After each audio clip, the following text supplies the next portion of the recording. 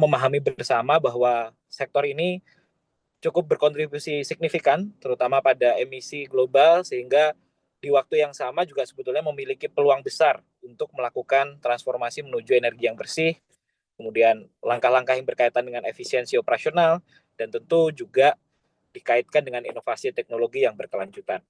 Kami berharap melalui forum Sustainability Insight Series hari ini, kita akan bersama-sama mendalami dan belajar dari strategi-strategi yang sudah dilaksanakan secara nyata oleh PT Kereta Api Indonesia maupun juga PT Pertamina International Shipping, terutama dalam mendorong upaya transportasi rendah karbon, membangun rantai logistik yang lebih efisien, serta memperkuat kolaborasi menuju ekonomi hijau.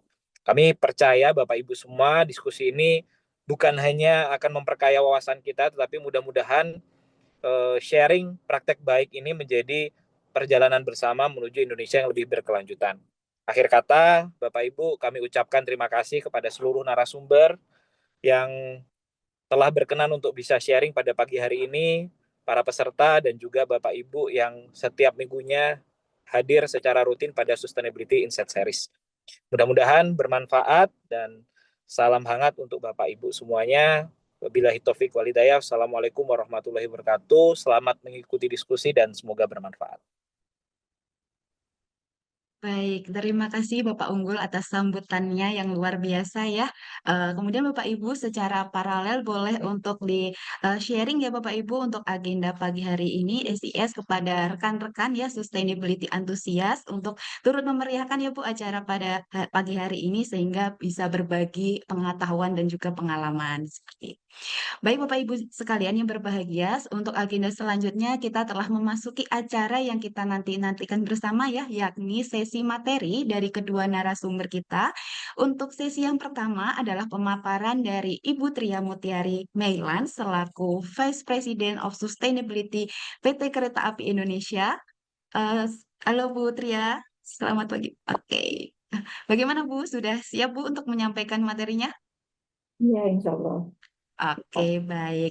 Baik, terima kasih Bu Tria. Sembari paralel ya dari Bu Tria menyiapkan materi, saya ya izin untuk nge-reminder kepada Bapak Ibu sekalian bahwa biasanya nanti ada pertanyaan bisa disampaikan melalui kolom komentar dengan format nama, perusahaan, atau instansi asal, kemudian ditujukan kepada siapa pertanyaan tersebut dan bisa dituliskan pertanyaan yang ingin ditanyakan. Dan nanti di akhir sesi akan saya bacakan ya Bapak Ibu beberapa pertanyaan yang sudah tertulis di kolom komentar tersebut dan harapannya bisa mewakili pertanyaan-pertanyaan yang lain juga.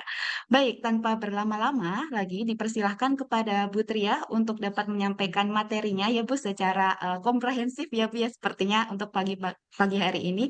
Kami persilahkan kepada Bu Tria. Silahkan Ibu. Ya, terima kasih Mbak Dita.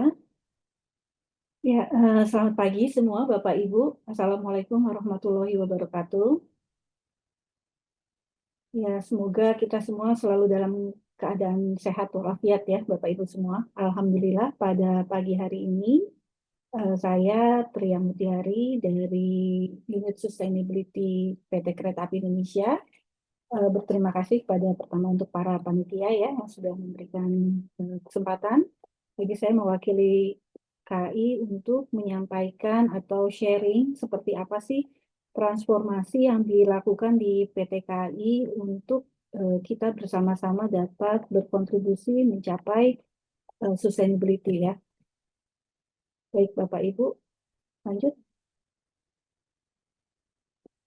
Nah, untuk sebelum saya cerita tentang KAI sendiri, mungkin nggak salah ya kalau kita sedikit review sebenarnya seperti apa dasar atau latar belakang KAI melakukan implementasi sustainability ataupun ESG ya kalau kita sering sebut indikator-indikator yang dimintakan untuk implementasikan. Nah, kalau kita lihat di sini, Bapak Ibu, ada beberapa latar ya, terutama memang asal muasalnya untuk implementasi sustainability ini masih bersifat sukarela lah ya, mandatori seperti itu. Namun seiring dengan berjalannya waktu, kalau kita lihat sebenarnya tekanan dari stakeholder, khususnya dari pemerintah ya, regulator juga sudah semakin jelas untuk mendorong PT KAI sebagai salah satu BUMN juga untuk bisa mengimplementasikan sustainability ini.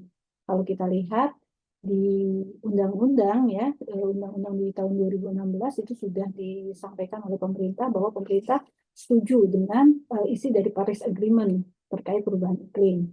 Kemudian tahun 2021-2022 itu juga sudah jelas ada beberapa perpres ya terkait nilai ekonomi karbon, kemudian terkait pelaksanaan pencapaian tujuan pembangunan berkelanjutan, serta bagaimana Indonesia sudah menyatakan enhanced nationally determined contribution. Jadi Indonesia menyatakan berapa target yang ingin dicapai untuk menurunkan emisi ini.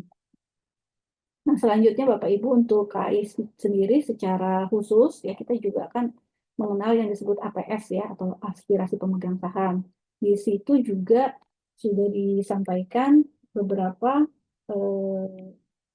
apa namanya semacam regulasi ya, regulasi atau harapan dari pemegang saham untuk kita bisa melaksanakan bisnis itu dengan memperhatikan aspek-aspek lingkungan, sosial, dan tata kelola. Jadi kalau kita lihat di sini ada beberapa aspirasi yang menjadi dasar implementasi. Selain itu tentunya tidak lepas dari peraturan OJK tentang keuangan berkelanjutan ya, yang dari tahun 2017 sudah ada, kemudian ditambah lagi tahun 2023 itu juga sudah disampaikan terkait implementasi keberlanjutan.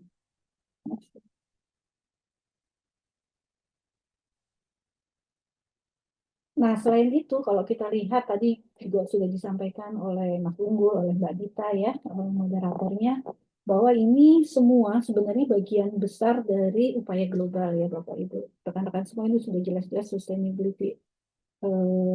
Penggiat sustainability pastinya sudah tidak asing dengan beberapa perspektif ini, baik dari global maupun nasional, itu juga seiring waktu semakin kuat ya untuk mendorong kita semua berkontribusi untuk memikirkan bagaimana kita bisa mengurangi emisi ini.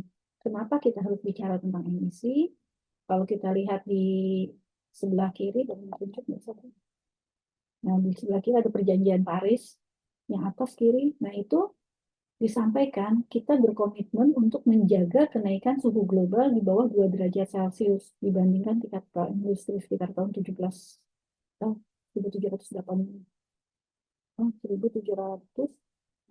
atau 50 gitu ya. Kenapa ini perlu kita lakukan? Karena dengan terus-menerus suhu ini kalau kita tidak jaga, ini semakin hari semakin naik dan ujungnya akan mengakibatkan terjadinya peningkatan permukaan air laut. Nah, itu yang dikhawatirkannya sehingga berkomitmen untuk membatasi kenaikan suhu itu tidak lebih dari 1,5 derajat Celcius. Nah, di perspektif global juga tentunya sudah banyak ya kesepakatan-kesepakatan global, termasuk di Indonesia juga sebagai salah satu negara yang tergabung di COP26 ini juga kita sudah men-set untuk mencapai net zero emission di tahun 2060 atau lebih cepat ya. Nah, ini juga salah satu dasar kami mengapa menyusun ya peta jalan dekarbonisasi dan target emisi GRK sesuai regulasi BUMN juga. Nah, ini yang menarik Bapak Ibu, teman-teman. Jadi berdasarkan Indonesia Sustainable Mobility Outlook, ini sebenarnya salah satu dari referensi saja ya, tapi kalau kita lihat banyak sekali referensi di luar yang berbicara tentang bagaimana sih faktanya sektor transportasi ini memberikan kontribusi terhadap emisi yang cukup besar. Kalau berdasarkan hasil referensi ini disampaikan bahwa transportasi ini merupakan penyumbang emisi GRK yang terbesar ketiga di Indonesia. Nah, ini setelah sektor industri dan energi ya. Kemudian apalagi faktanya yang ternyata kita semua ini masih ketergantungan terhadap kendaraan pribadi. Jadi masih banyak atau mungkin dominasi masyarakat kita itu memang masih prefer untuk menggunakan kendaraan pribadi ya. Kadang-kadang mungkin cuma satu orang isinya gitu ya. Otomatis penggunaan BBM khususnya yang dari bahan bakar fosil itu juga masih tinggi. Selanjutnya ya jelas ya ketergantungan bahan bakar fosil juga masih sangat tinggi. Efisiensi rendah, artinya efisiensi energi dari kendaraan di Indonesia juga relatif lebih rendah. Selanjutnya ada isu konektivitas, artinya biaya logistik nasional masih tinggi. Karena apa? Keterbatasan infrastruktur, transportasi massal, dan distribusi barang. Nah, ini juga merupakan sebuah masalah yang menjadi fakta ya di sektor transportasi. Selanjutnya juga ada masalah dalam hal elektrifikasi. Elektrifikasi sekarang kita sudah lihat memang cukup meningkat ya. Elektrifikasi contohnya penggunaan kendaraan listrik itu sudah cukup meningkat, tapi masih kategori rendah.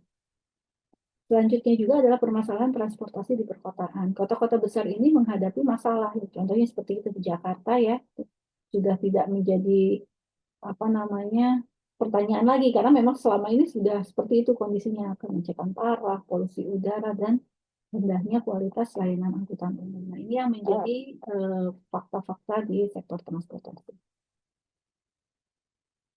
Nah, selanjutnya bagaimana dengan Kereta Api Indonesia? Kami sendiri sebagai salah satu operator transportasi khususnya perkereta apian, tentunya kami juga sangat concern untuk bisa berkontribusi dalam proses penurunan ataupun pengurangan emisi GRK ini ya Bapak Ibu. Hal ini sudah kami wujudkan gitu ya, sudah kami tegaskan dalam visinya KAI yang berlaku mulai tahun 2025 ini, di mana kami sudah menetapkan visi menggerakkan transportasi berkelanjutan dan meningkatkan kualitas hidup masyarakat. Di dalam visi ini juga ada 3 misi, di mana salah satu misinya itu adalah implementasi ESG ya. Di dalam ESG ini, salah satu yang terkait lingkungan, khususnya tentunya kami sangat fokus dengan bagaimana bisa mengurangi emisi karbon. Waktunya sampai jam berapa nih? Lanjut dulu ya. Nah, kenapa kami sangat fokus dengan pengurangan emisi karbon ini, Bapak Ibu? Kalau dilihat saat ini sarana dan prasarana yang dioperasikan oleh KAI dan grup ya cukup banyak ya, lokomotif saja sampai dengan tahun 2025 ini ada 500 unit, 505 unit, kemudian KRDE dan KRBI ya itu sudah mencapai 103 unit, KRL 48 unit, kemudian Coach 2091 unit, dan Regen 8.335 unit. Stasiun yang aktif itu saat ini mencapai 627 stasiun ya, dengan jalan yang relnya itu mencapai 7.000 kilometer. Dari rel tersebut yang sudah dielektrifikasi itu mencapai 622 km.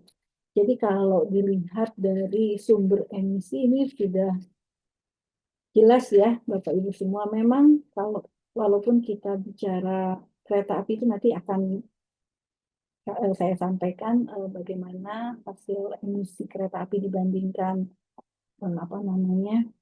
moda transportasi yang lain.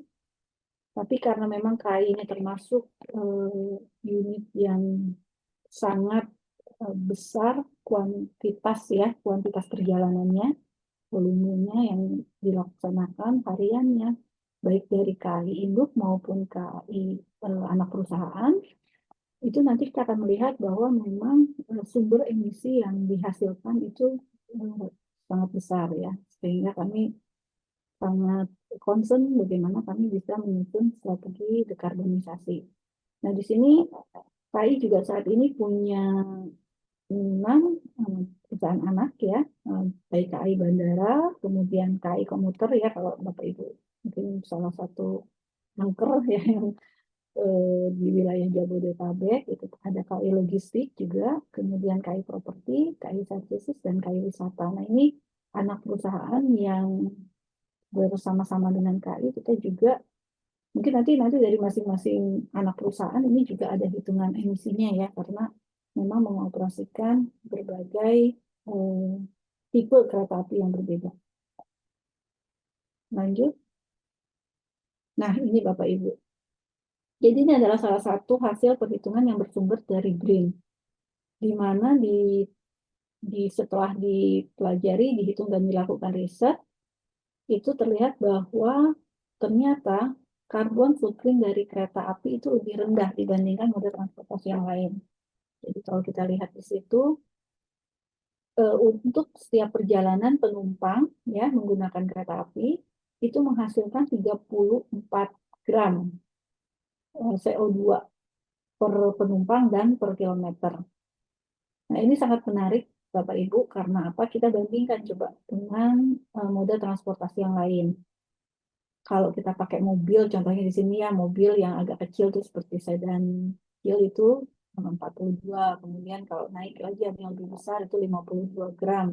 Dan seterusnya sampai dibandingkan dengan pesawat terbang. Itu memang per penumpang per kilometernya itu pesawat terbang bisa sampai di angka 285 ya. 285 gram CO2 per penumpang.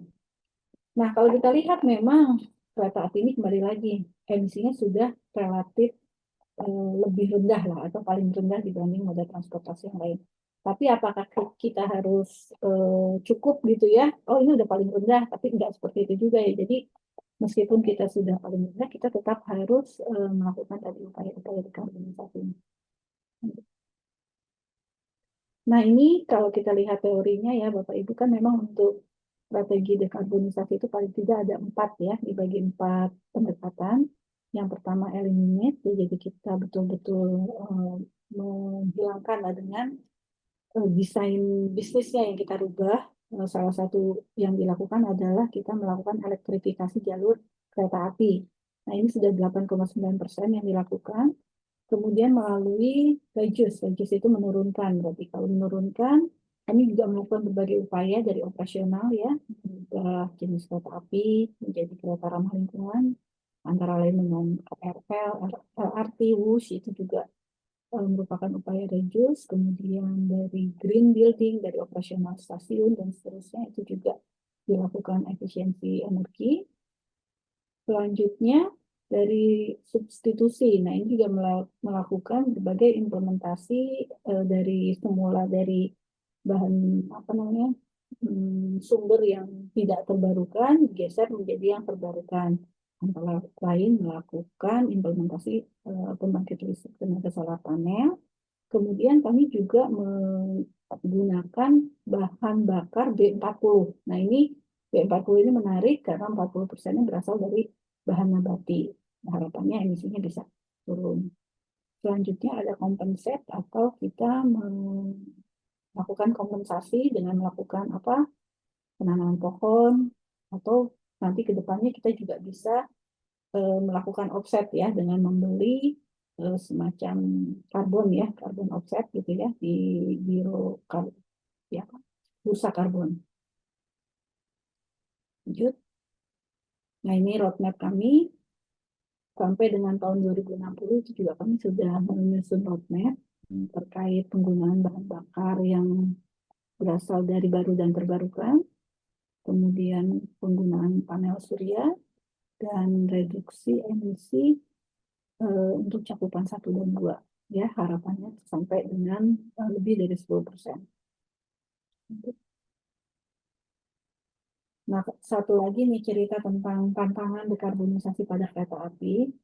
Jadi kalau tadi kita sudah cerita seperti apa kondisinya, ini sebenarnya kami juga menghadapi tantangan yang cukup besar, tapi sangat menantang ya, artinya bukan berarti tidak bisa kita lakukan. Yang pertama terkait perpanjangan rangkaian kereta. Nah ini cukup menantang dari segi teknis ya, teknis maupun biaya. Kemudian yang kedua penggunaan biosolar untuk BBM lokomotif.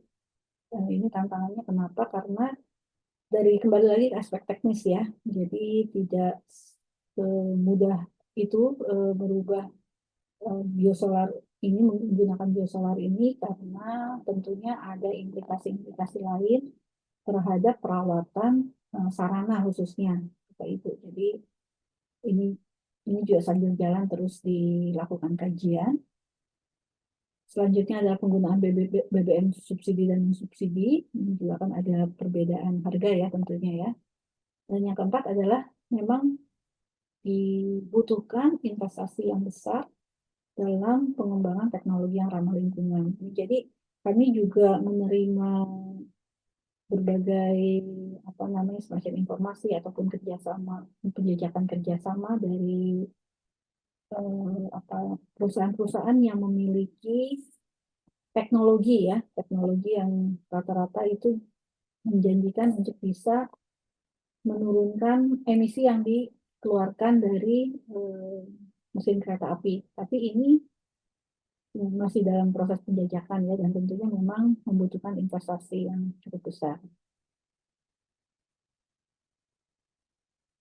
Nah, ini contoh untuk biaya elektrifikasi di jalur kereta api. Kalau dilihat cukup besar ya, bukan cukup besar lagi, mungkin sangat besar, bisa mencapai 28 miliar per kilometer. Tapi ini tentunya tidak bisa dilakukan oleh KAI sendiri ya Bapak Ibu, karena untuk jalur elektrifikasi dan seterusnya memang kami harus eh, berkoordinasi ya. Ini merupakan bagian dari program pemerintah dari Departemen Perhubungan maupun dari BJKA. Jadi memang istilahnya kolaborasi bersama ya. Selanjutnya untuk sarana juga untuk mencapai green train itu ada beberapa alternatif yang diharapkan nanti bisa kita coba, dari lokomotif BE, kemudian yang hybrid, kemudian ada baterai elektrik lokomotif. Ini harapannya di tahun 2024 sampai 2060 ini yang terus kami coba jajaki dan lihat ke berbagai kemajuan teknologi di negara lain juga ya. Kami berupaya cari informasi terus. Lanjut. Nah, setelah tadi saya mungkin sudah ceritakan kegiatan dekarbonisasi dan mengapa di KAI ini dekarbonisasi menjadi salah satu fokus utama sustainability. Di luar itu kami juga terus melakukan berbagai program sustainability ya, baik yang terkait langsung dengan upaya penurunan emisi maupun yang dari aspek sosial dan tata kelola. Ya, ini salah satunya Bapak Ibu. Tadi yang pertama terkait penerapan bahan bakar B40, ya, di mana 40% itu berasal dari nabati kelapa sawit. Nah, ini secara full sudah kami laksanakan sejak Februari 2025. Ini sudah mulai. Kemudian pemasangan PLTS ini juga sudah dilaksanakan. Sekarang totalnya 70%. Tahun 2023. Jadi di tahun 2025 juga sudah ada target yang sudah tercapai 70%. Selanjutnya e-boarding pass dan face recognition. Nah, ini kalau Bapak Ibu sudah biasa naik turun KAI ya, kereta api, khususnya yang jarak jauh, mungkin sudah terbiasa juga dengan fitur ini ya Bapak Ibu. Jadi kita sudah tidak menggunakan lagi pass boarding. Bapak Ibu cukup daftar satu kali untuk bisa terdeteksi nanti wajahnya. Selanjutnya sudah sangat simpel, lewat udah langsung terdeteksi mau berangkat kemana gitu ya. Ya, lanjut lagi. Nah, ini bagian dari upaya KAI juga ya, jadi Bapak Ibu, kalau kami punya anak perusahaan dari SK namanya tadi ya, KAI Services. Ini kami juga sudah melakukan konversi ya, perubahan dari yang sebelumnya mungkin belum menggunakan bahan material yang belum ramah lingkungan. Sekarang kalau kita lihat sekarang sudah menggunakan material yang ramah lingkungan, termasuk di seluruh kegiatan di internal kereta api ini kami sudah melarang penggunaan bahan plastik ya, botol plastik dan seterusnya itu sudah dikonversi menjadi bahan-bahan lain ya, kaca dan seterusnya. Pengelolaan sampah dan limbah juga kami lakukan secara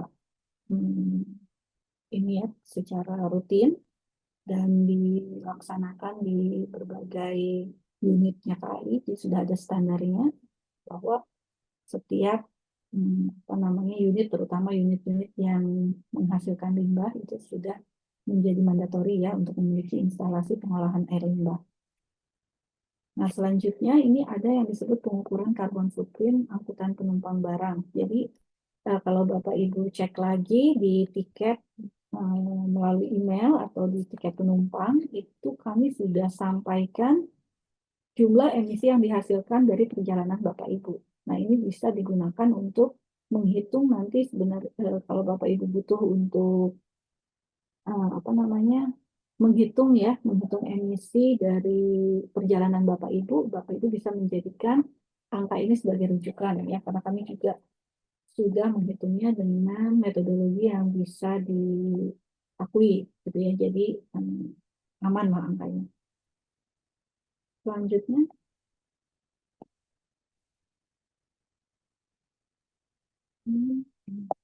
ini rincian yang tadi ya, mungkin lanjut aja.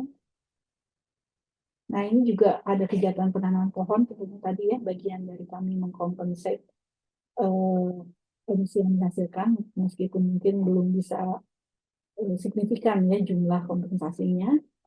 Kemudian water station ini juga merupakan upaya kami tadi, bagian dari mengurangi sampah plastik. Silakan Bapak Ibu kalau ke stasiun bisa memanfaatkan water station ini. Masalah terbaik juga untuk para pengendara sepeda. Dan ini yang terakhir ya.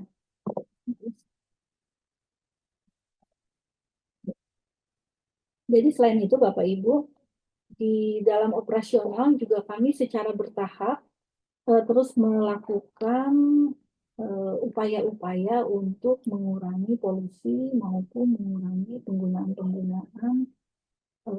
material yang tidak ramah lingkungan. Ya, salah satunya adalah pemasangan bantalan sintetis. Nah, ini kalau di jalan mungkin lebih banyak kayu, sekarang kami beberapa sudah melakukan perubahan ya, sudah diganti gitu. Kemudian ada penggunaan sambungan harmonika untuk mengurangi kebisingan. Ini merupakan upaya meminimalisir gangguan dari kebisingan ya Bapak Ibu. Dan yang terakhir tentunya dari internal kami sendiri, dari KAI, itu kami sedang melakukan transformasi digital untuk mendukung paperless office ya. Jadi seluruh kegiatan operasional di KAI ini sudah paperless ya, tidak banyak lagi menggunakan dokumen-dokumen hard copy. Ya, demikian mungkin Bapak Ibu semua sedikit sharing dari kami terkait implementasi sustainability dalam rangka program dekarbonisasi di PT KAI. Demikian, Mbak Gita, saya kembalikan. Terima kasih atas perhatiannya, Ibu. Baik, terima kasih Bu Tria. Luar biasa ya Bapak Ibu untuk pemaparan dari Bu Tria ini yang disampaikan oleh Bu Tria. Materinya memang sangat komprehensif, tapi memang mudah untuk dipahami karena Bu Tria sendiri menyampaikannya dengan bahasa yang sederhana ya Bu ya. Baik, materi yang sangat luar biasa ini bisa membuka wawasan bersama kami dan juga memberikan insight ya yang sangat menarik sehingga dari materi ini kita bisa mengetahui bahwasannya PT KAI sendiri ini sudah melakukan upaya untuk mendukung target NZE atau Net Zero Emission melalui strategi dekarbonisasi yang berbasis elektrifikasi, kemudian ada energi terbarukan dan juga efisiensi energi ya Bapak Ibu. Nah, selain itu KAI sendiri ternyata sudah menyusun ya roadmap dari ESG sendiri hingga tahun 2020 dengan berbagai program keberlanjutan mulai dari penggunaan B40, PLTS, digitalisasi layanan, green building hingga penanaman pohon. Nah, transformasi ini tentunya ini Bu bertujuan untuk menghadirkan transportasi yang berkelanjutan sekaligus meningkatkan kualitas hidup bagi masyarakat selaku pengguna dari KAI sendiri. Baik, Bapak Ibu, ketika saya melihat di kolom komentar ya, sudah banyak ya yang aktif untuk bertanya. Tapi Bapak Ibu, untuk pertanyaannya kita hold dulu ya, kita simpan untuk di akhir sesi nanti. Baik, kita lanjutkan ke pemaparan yang kedua ya, eh, untuk Bu Santi Manurung. Selamat siang, Bu Santi.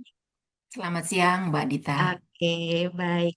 Oke, kemudian melanjutkan dari pemaparan Bu Tria, kita lanjutkan ke sesi yang kedua, yakni dari Bu Santi Manurung, yang tentunya juga akan memberikan berbagai pengalaman ya dan inisiatif baik yang telah dilakukan oleh Pertamina International Shipping dalam upaya dekarbonisasi.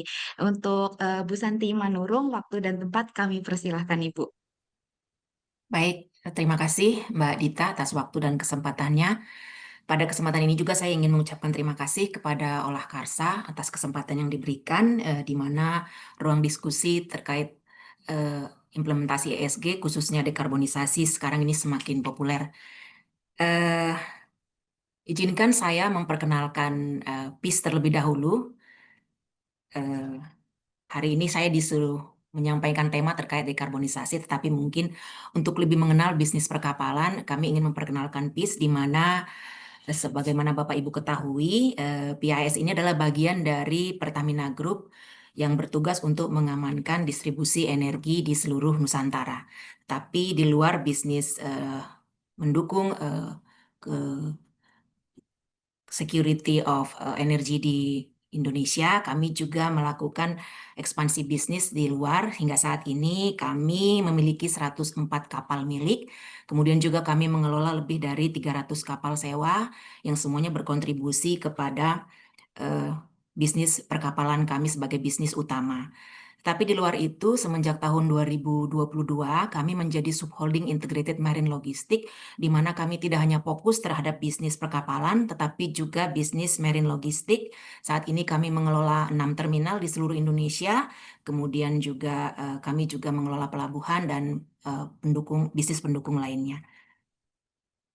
Mungkin Bapak Ibu bisa melihat di website Pertamina International Shipping bahwa memang perusahaan kami spin-off tahun 2016, kemudian tahun 2022 menjadi subholding Integrated Marine Logistik. Saat ini perusahaan kami mencapai revenue lebih dari 3 miliar dolar satu tahun. Izin menyampaikan bahwa pilar bisnis PT Pertamina International Shipping saat ini selaras dengan visi dan misi Pertamina. Kemudian juga kami mempunyai yang disebut dengan Pertamina Sustainability Focus. Tapi hari ini izinkan saya mungkin lebih banyak mengelaborate bagaimana strategi pilar bisnis Pertamina International Shipping, khususnya terkait aspek ESG. Karena memang kita tahu tadi seperti disampaikan oleh Bu Tria juga, bahwa dunia ini tidak sedang baik-baik saja ya Bapak Ibu. Jadi memang kita bagaimanapun eh, bernafas saja kita mengeluarkan emisi gitu ya. Apalagi sebuah industri yang besar di mana kita tahu dunia saat ini secara global menghasilkan lebih dari 31 gigaton emisi setiap tahun, di mana industri transportasi global berkontribusi sebanyak hampir 3% terhadap emisi tersebut. Sehingga mau tidak mau setiap perusahaan termasuk kami PT PIS mempunyai strategi bagaimana mencapai net zero emission sebagaimana pemerintah sudah canangkan di tahun 2060. Sementara kami PI sendiri, kami berkiblat kepada aturan IMO, di mana kami juga bertujuan untuk mencapai net zero emission sebagaimana dicanangkan IMO atau International Maritime Organization di tahun 2050. Jadi lebih cepat. Boleh next? Baik, ini adalah ESG strategi pilar kami, di mana visi dan aspirasi kami bagi menjadi 4 fokus. Yang pertama adalah bagaimana PIS mengarahkan pengelolaan lingkungan yang lebih sustainable di masa yang akan datang. Terkait lingkungan ini, kami fokus kepada bagaimana mengurangi emisi, mengoptimasi energi efisiensi, bagaimana juga kami mengadopsi alternatif fuel, karena memang saat ini kami masih sangat kental dengan fossil fuel. Kemudian juga kami memastikan bisnis kami comply dengan aturan IMO, termasuk tadi yang kami sebutkan untuk pencapaian net zero emission di tahun 2050. Kemudian pilar yang kedua adalah bagaimana menghubungkan komunitas yang lebih bertanggung jawab. Kami memastikan bahwa sourcing kami memiliki praktek-praktek bisnis yang etis, kemudian juga kami memastikan komunitas lebih resilient dan juga memastikan implementasi human right di setiap lini bisnis kami. Kemudian pilar yang ketiga adalah bagaimana kami mengempower pekerja kami untuk tujuan mencapai tujuan bisnis perusahaan, di mana memang kami sangat fokus bagaimana talent-talent kami dipersiapkan untuk bisa menjadi leader dalam inovasi, dalam produktivitas, dan juga bagaimana menjadi leader di dalam industri, khususnya industri shipping. Sementara pilar yang keempat adalah navigasi terhadap tata kelola. Ini adalah aspek yang ketiga yang mau tidak mau kami harus sangat fokus dalam hal ini, dan fokus kami saat ini adalah bagaimana memastikan aspek ESG, pertimbangan ESG ini embedded di dalam pengambilan keputusan perusahaan kami, kemudian dalam manajemen risiko, serta bagaimana regulatorily itu kita bisa comply supaya stakeholder kita confidence untuk bisa bekerja sama dengan kita. Dari keempat pilar ini, kita akhirnya menurunkan banyak strategi inisiatif gitu ya. Jadi memang kami perusahaan yang sangat besar Bapak Ibu, selain tadi kami menyebutkan PAS yang fokus dalam bisnis perkapalan, kami juga punya 6 terminal, kami juga punya banyak anak dan cucu perusahaan yang semuanya kami bagi-bagi di dalam beberapa inisiatif. Saat ini kami fokus kepada ada sebanyak 33 proyek charter terkait ESG yang kami monitor secara kontinu. Next.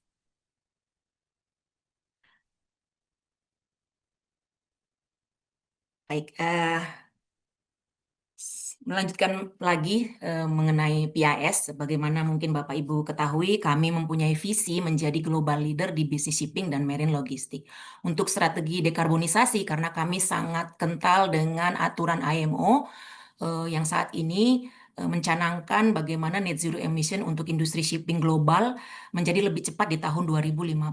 Strategi kami mungkin sama pendekatannya dengan yang disampaikan oleh Ibu Tria, bahwa memang strategi dekarbonisasi itu terdiri dari bagaimana mengeliminasi, mengurangi, mensubstitut, dan mengkompensate emisi karbon. Kami bagi menjadi 4 aspek juga ya. Yang pertama adalah bagaimana efisiensi operasi. Dalam hal ini kami memastikan bahwa selalu ada upaya-upaya peningkatan efisiensi, dalam hal ini pengurangan penggunaan bahan bakar, kemudian meningkatkan penggunaan kapal, kemudian mengurangi waktu tunggu, dan lain sebagainya.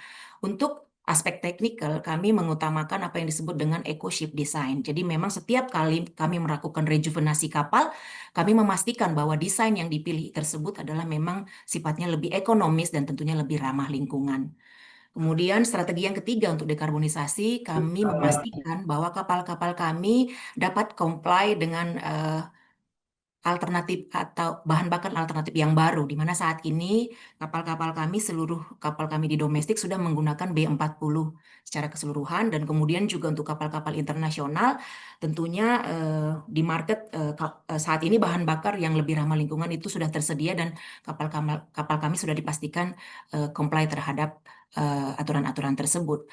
Dan untuk mendesain kapal di masa depan, tentunya Bapak Ibu tahu span life kapal itu lebih dari 20 tahun Bapak Ibu. Jadi kita memastikan pemilihan teknologi saat ini juga kami memastikan bahwa pemilihan teknologi tersebut bisa ready gitu ya untuk new alternative fuel di masa yang akan datang seperti amonia dan juga metanol. Selain juga untuk energi transisi, kita juga memastikan bahwa kapal-kapal kita juga bisa menggunakan bahan bakar yang lebih ramah lingkungan seperti LPG dan LNG. Di terminal kami sendiri, kami juga memastikan bahwa pengurangan emisi dapat dilakukan dengan menginstalasi renewable energy ya, seperti solar panel, shore connection, dan lain sebagainya. Untuk strategi dekarbonisasi kami, ada satu hal yang menarik Bapak Ibu sekalian, di mana saat ini kita tahu emisi karbon yang dihasilkan kapal tersebut pasti ada batasnya apabila tetap menggunakan bahan bakar fosil begitu ya, sehingga kita melihat perkembangan teknologi yang disebut dengan OCCS atau Onboard Carbon Capture Storage. Memang saat ini kita melihat belum banyak implementasi teknologi ini, tetapi ke depannya ini menjadi salah satu alternatif untuk bisa memastikan target net zero emission kita itu bisa tercapai.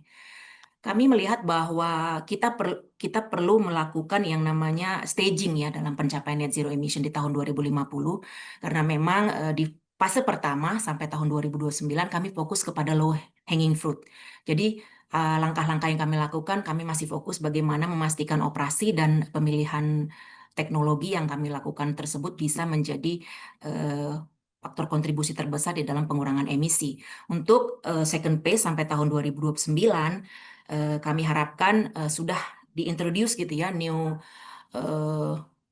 fuel yang lebih ramah lingkungan sehingga target pencapaian net zero juga bisa dapat dicapai begitu. Kemudian untuk fase ketiga memang ini akan sangat challenge, tergantung nanti bagaimana alternatif-alternatif yang kita lakukan dari sisi operasi, teknikal, dan bahan bakar mungkin masih belum bisa mencapai net zero emission. Kita juga tetap mempertimbangkan yang disebut dengan carbon offset, seperti misalnya dengan prinsip-prinsip nature-based solution. Nah, mungkin kami ingin sedikit menyampaikan bahwa untuk target dekarbonisasi yang dicanangkan oleh perusahaan kami sudah kami mulai dari tahun 2022 yang lalu. Tahun lalu kami sudah mencapai 51.000 lebih ton CO2 reduksi emisi di tahun 2024, dan tahun ini kami juga bersyukur karena selalu melebihi target.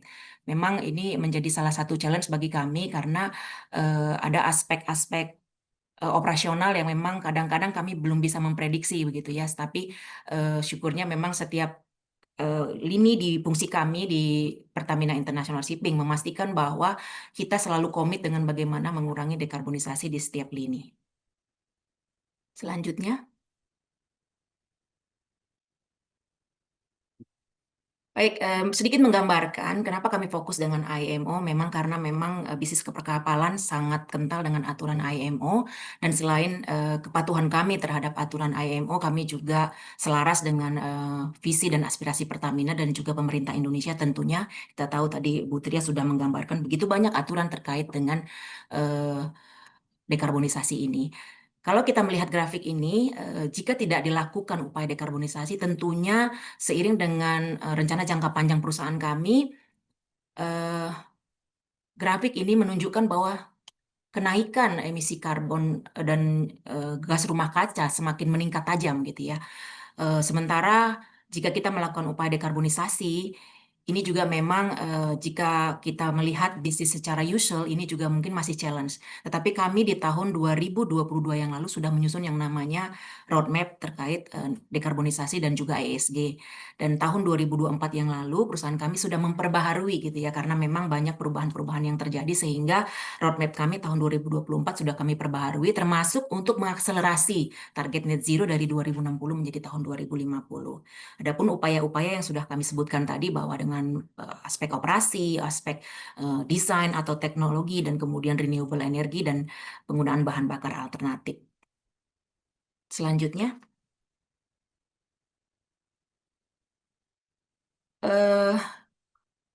Sedikit menjelaskan lagi mengenai strategi IMO, karena kita tahu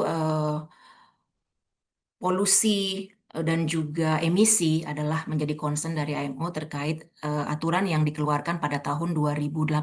Tapi sebelumnya sebenarnya IMO sudah memperkenalkan apa yang disebut dengan EEDI, DCS, dan lain sebagainya, yang kemudian semakin tahun kemudian timbul framework baru yang semakin ketat gitu ya, seperti yang dikeluarkan oleh IMO tahun 2023 yang lalu, yang kemudian nanti di tahun 2025 ini akan ada yang namanya MEPC 83. Ini semakin memperketat bagaimana intensitas emisi tersebut dibatasin gitu ya, sehingga kami memang harus mengantisipasi aturan-aturan ini. Dan bagaimanapun kita tidak bisa mengabaikan aturan ini karena memang bisnis kami sangat kental dengan aturan-aturan yang kemudian juga area-area, terutama mungkin Bapak Ibu ketahui di Eropa adalah negara yang memang sangat concern ya dengan ESG, sehingga di Eropa sendiri memiliki banyak aturan-aturan yang membatasi emisi. Nah, untuk mengadopsi aturan-aturan baru dari IMO tersebut, kami telah menyiapkan yang namanya strategi rejuvenasi kapal. Selain memang kapal-kapal harus di scrapping karena memang sudah tidak laik dan sudah lanjut gitu ya, usia sudah sangat senior gitu ya.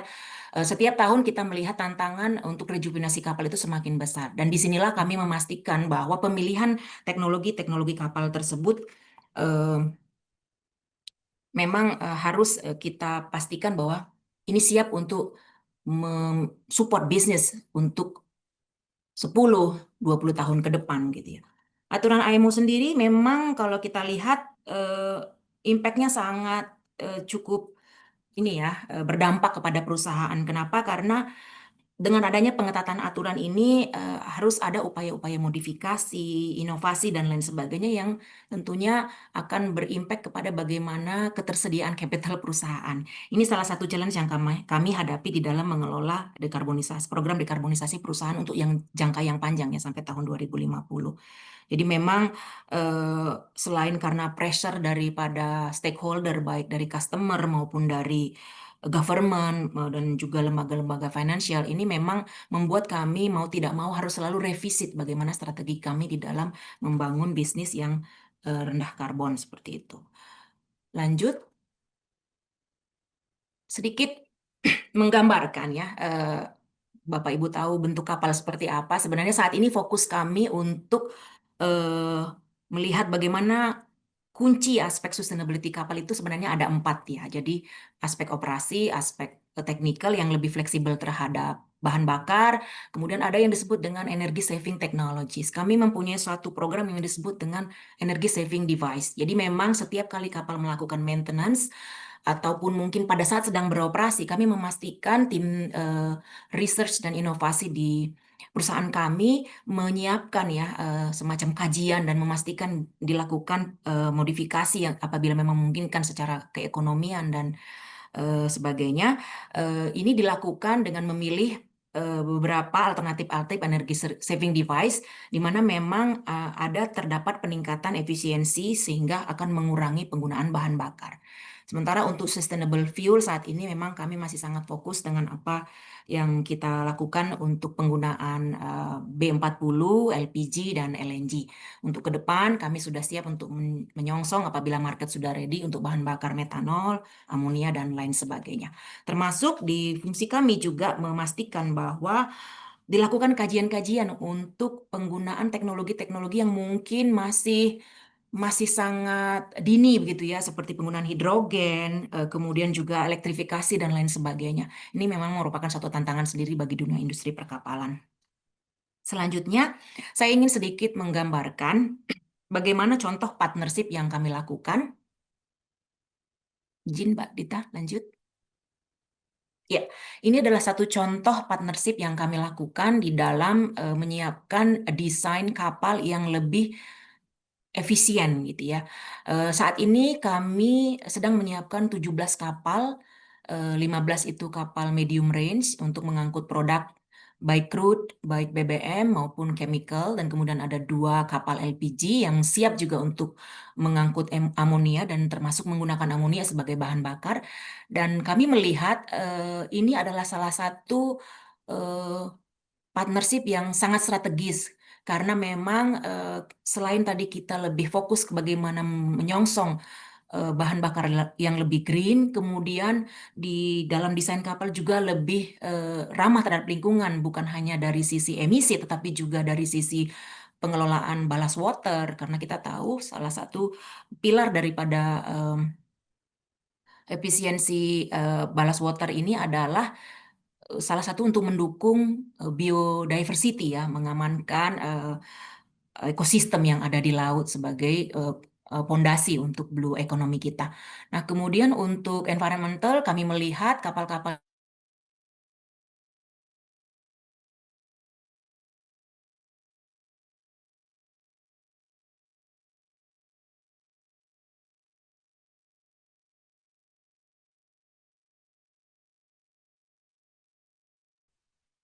Halo Ibu Santi. Baik Bapak Ibu, mungkin dari Ibu Santi masih terkendala sedikit ya untuk secara teknis. Kita tunggu sebentar ya, sembari paralel saya menghubungi dari Ibu Santi sendiri. Baik Bapak Ibu, mungkin bisa untuk ini ya, ice breaking untuk minum teh ataupun kopi, cemilan untuk sembari menanti Ibu Santi untuk melanjutkan materi ke outline selanjutnya ya Bapak Ibu ya. Oke. Ya, halo Bu Santi. Halo kenapa Ibu. saya lempar ini, Mbak? Oh, oke oke. Sekarang aman, Bu? Aman-aman, maaf. Oke oke. Saya nggak Hmm? mencet apa-apa loh, Mbak Dita.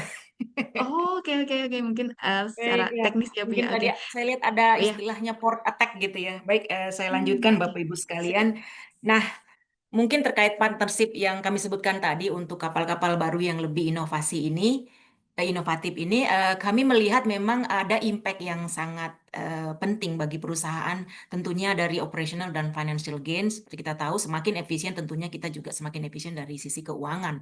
Dan kemudian eh, mendukung strategi digitalisasi perusahaan juga, kemudian mendukung culture sustainability di perusahaan, dan satu yang mungkin cukup menarik bahwa memang kapal-kapal yang lebih ramah lingkungan ini juga sudah mulai dilirik begitu ya untuk meng-unlock commercial opportunity di daerah-daerah tertentu gitu ya.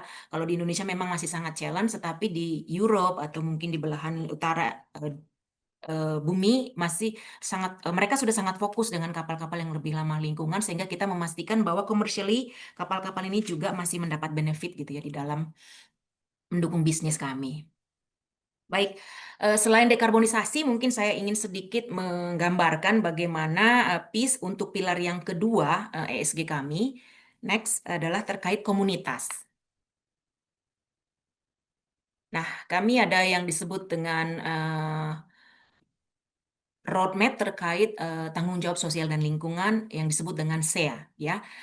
Kami tidak jauh-jauh dari kata-kata laut ya Bapak Ibu. Jadi kalau SEA dari sisi TJSL kami itu adalah bagaimana social economy development dan kemudian bagaimana environmental di preserve gitu ya, terutama biodiversity di sisir pantai dan laut, dan kemudian juga A itu adalah advancing education. Nah, mungkin nanti bisa dilihat di slide berikutnya bagaimana eh, sepak terjang kami di dalam program TJSL yang mendukung eh, Blue Carbon Initiative.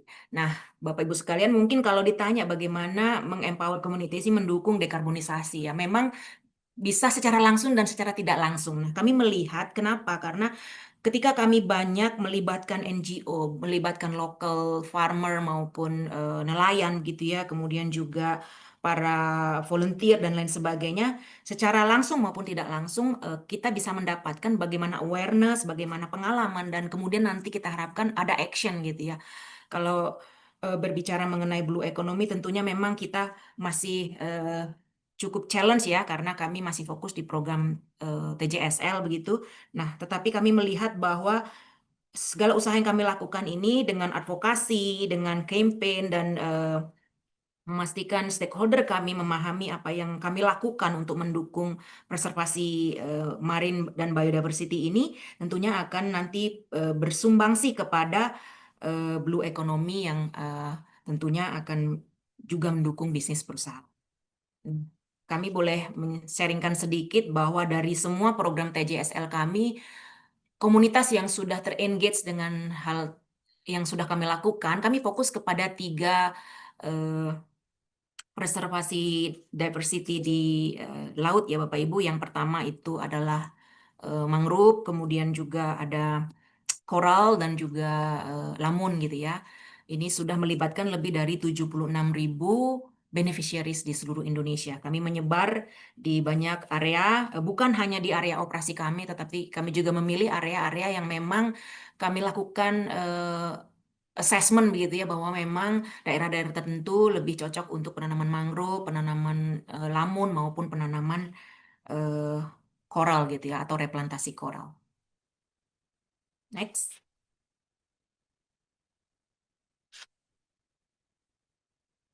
Ya, ini tadi yang sudah saya jelaskan. Jadi selain mempreservasi lingkungan, melestarikan lingkungan, kami juga punya yang namanya program Bersih Dekah. Kami juga punya program yang namanya Floating Hospital yang ada di daerah timur Indonesia yang memang punya keterbatasan akses terhadap rumah sakit. Kemudian kami juga punya yang namanya program edukasi Ocean Literacy, di mana memang baik anak-anak maupun scholarship, itu kami fokus bagaimana mendukung bisnis kami di masa depan, yaitu bisnis terkait marine dan shipping.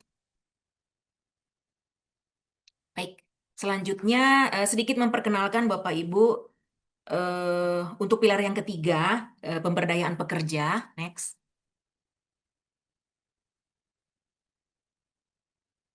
Ya. Oh, maaf, sebelum ke sini ya. Ini ada satu gambaran bahwa memang eh, bisnis dan lingkungan itu sebenarnya bisa selaras ya, Bapak Ibu.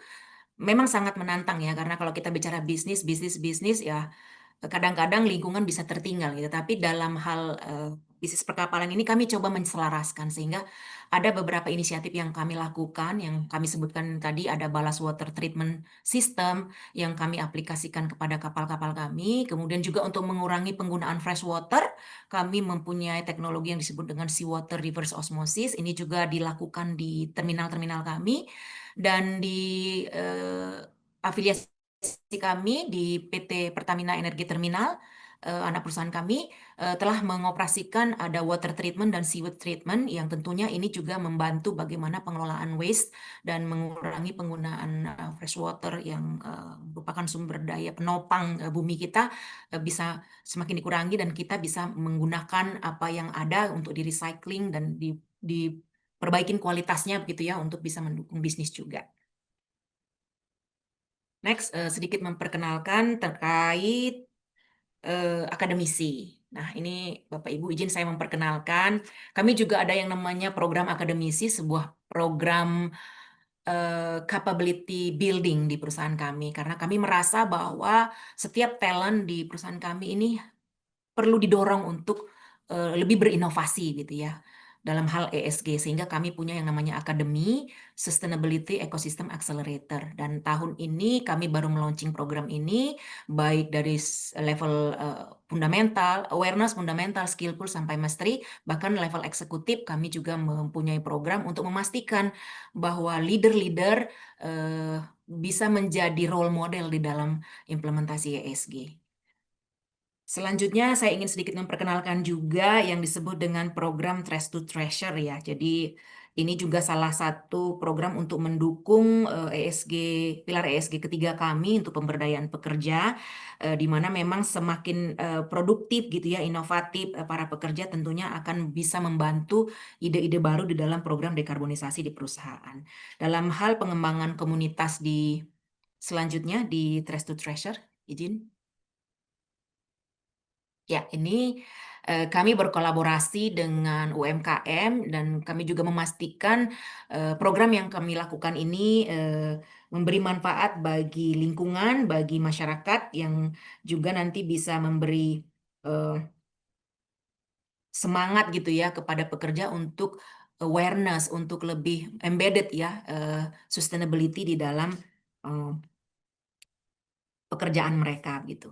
Nah, ini mungkin sedikit gambaran bagaimana kami mengelola sampah, sampah-sampah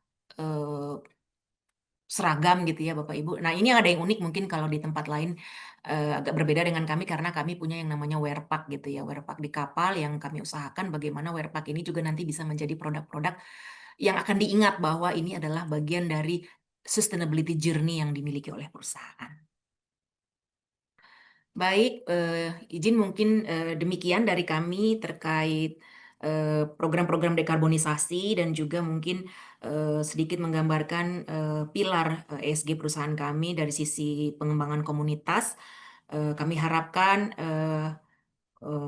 Bapak Ibu sekalian bisa memahami bahwa kami PAS sangat komit gitu ya dengan tujuan bisnis perusahaan, tetapi juga tetap komit dengan tujuan bagaimana melindungi lingkungan serta pemberdayaan komunitas untuk mendukung bisnis kami di masa yang akan datang.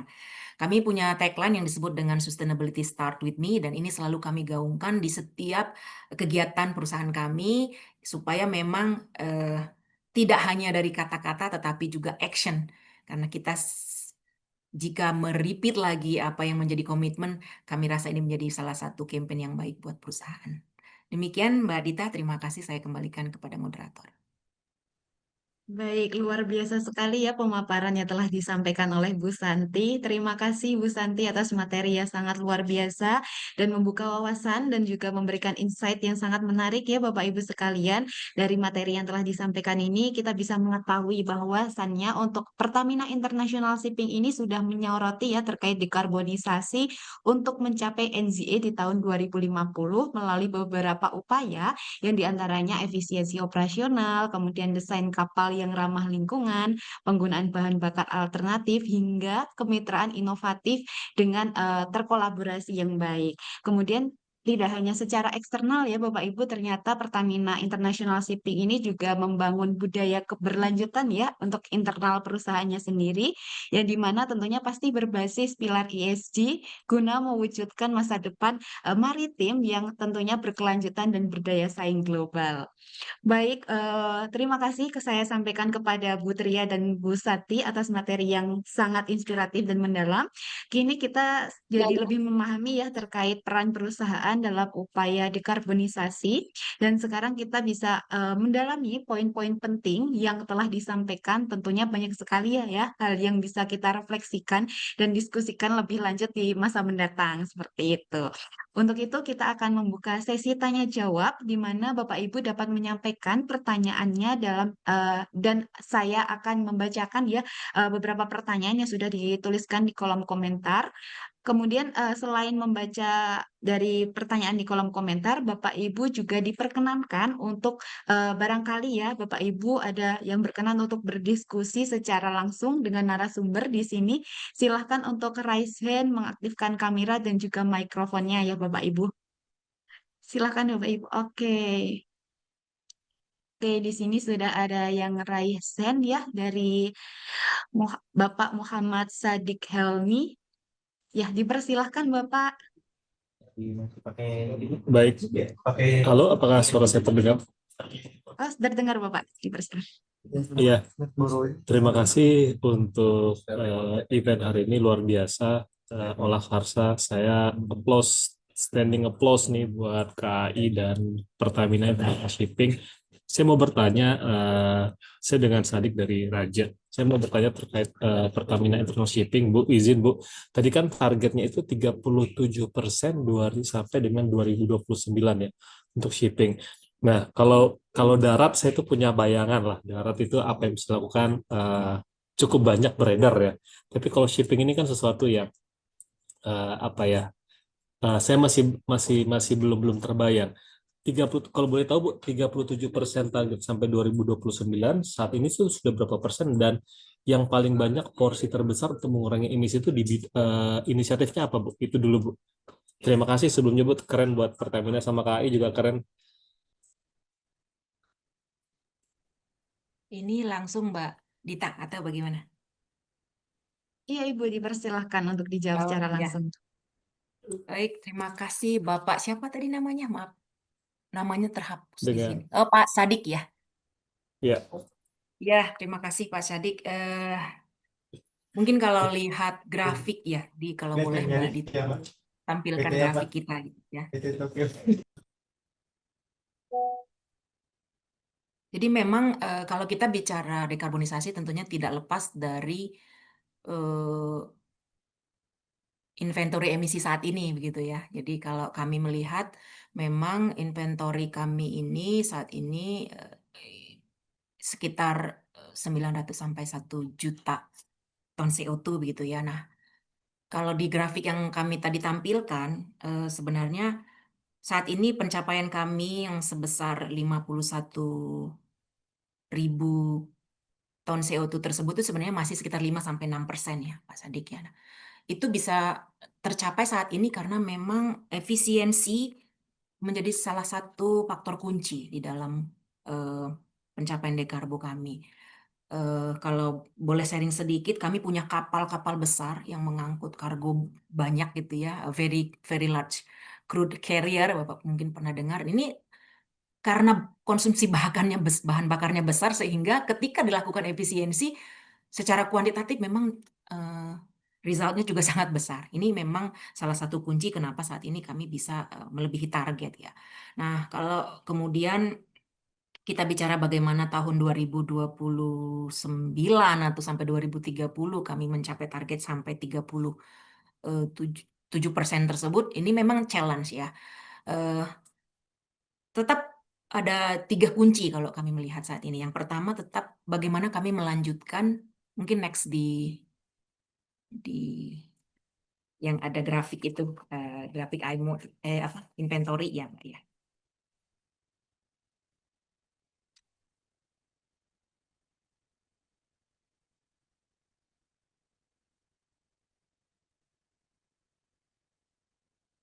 Ya, ini dia. Jadi memang 37% di tahun 2029 atau sekitar 39% di tahun 2030.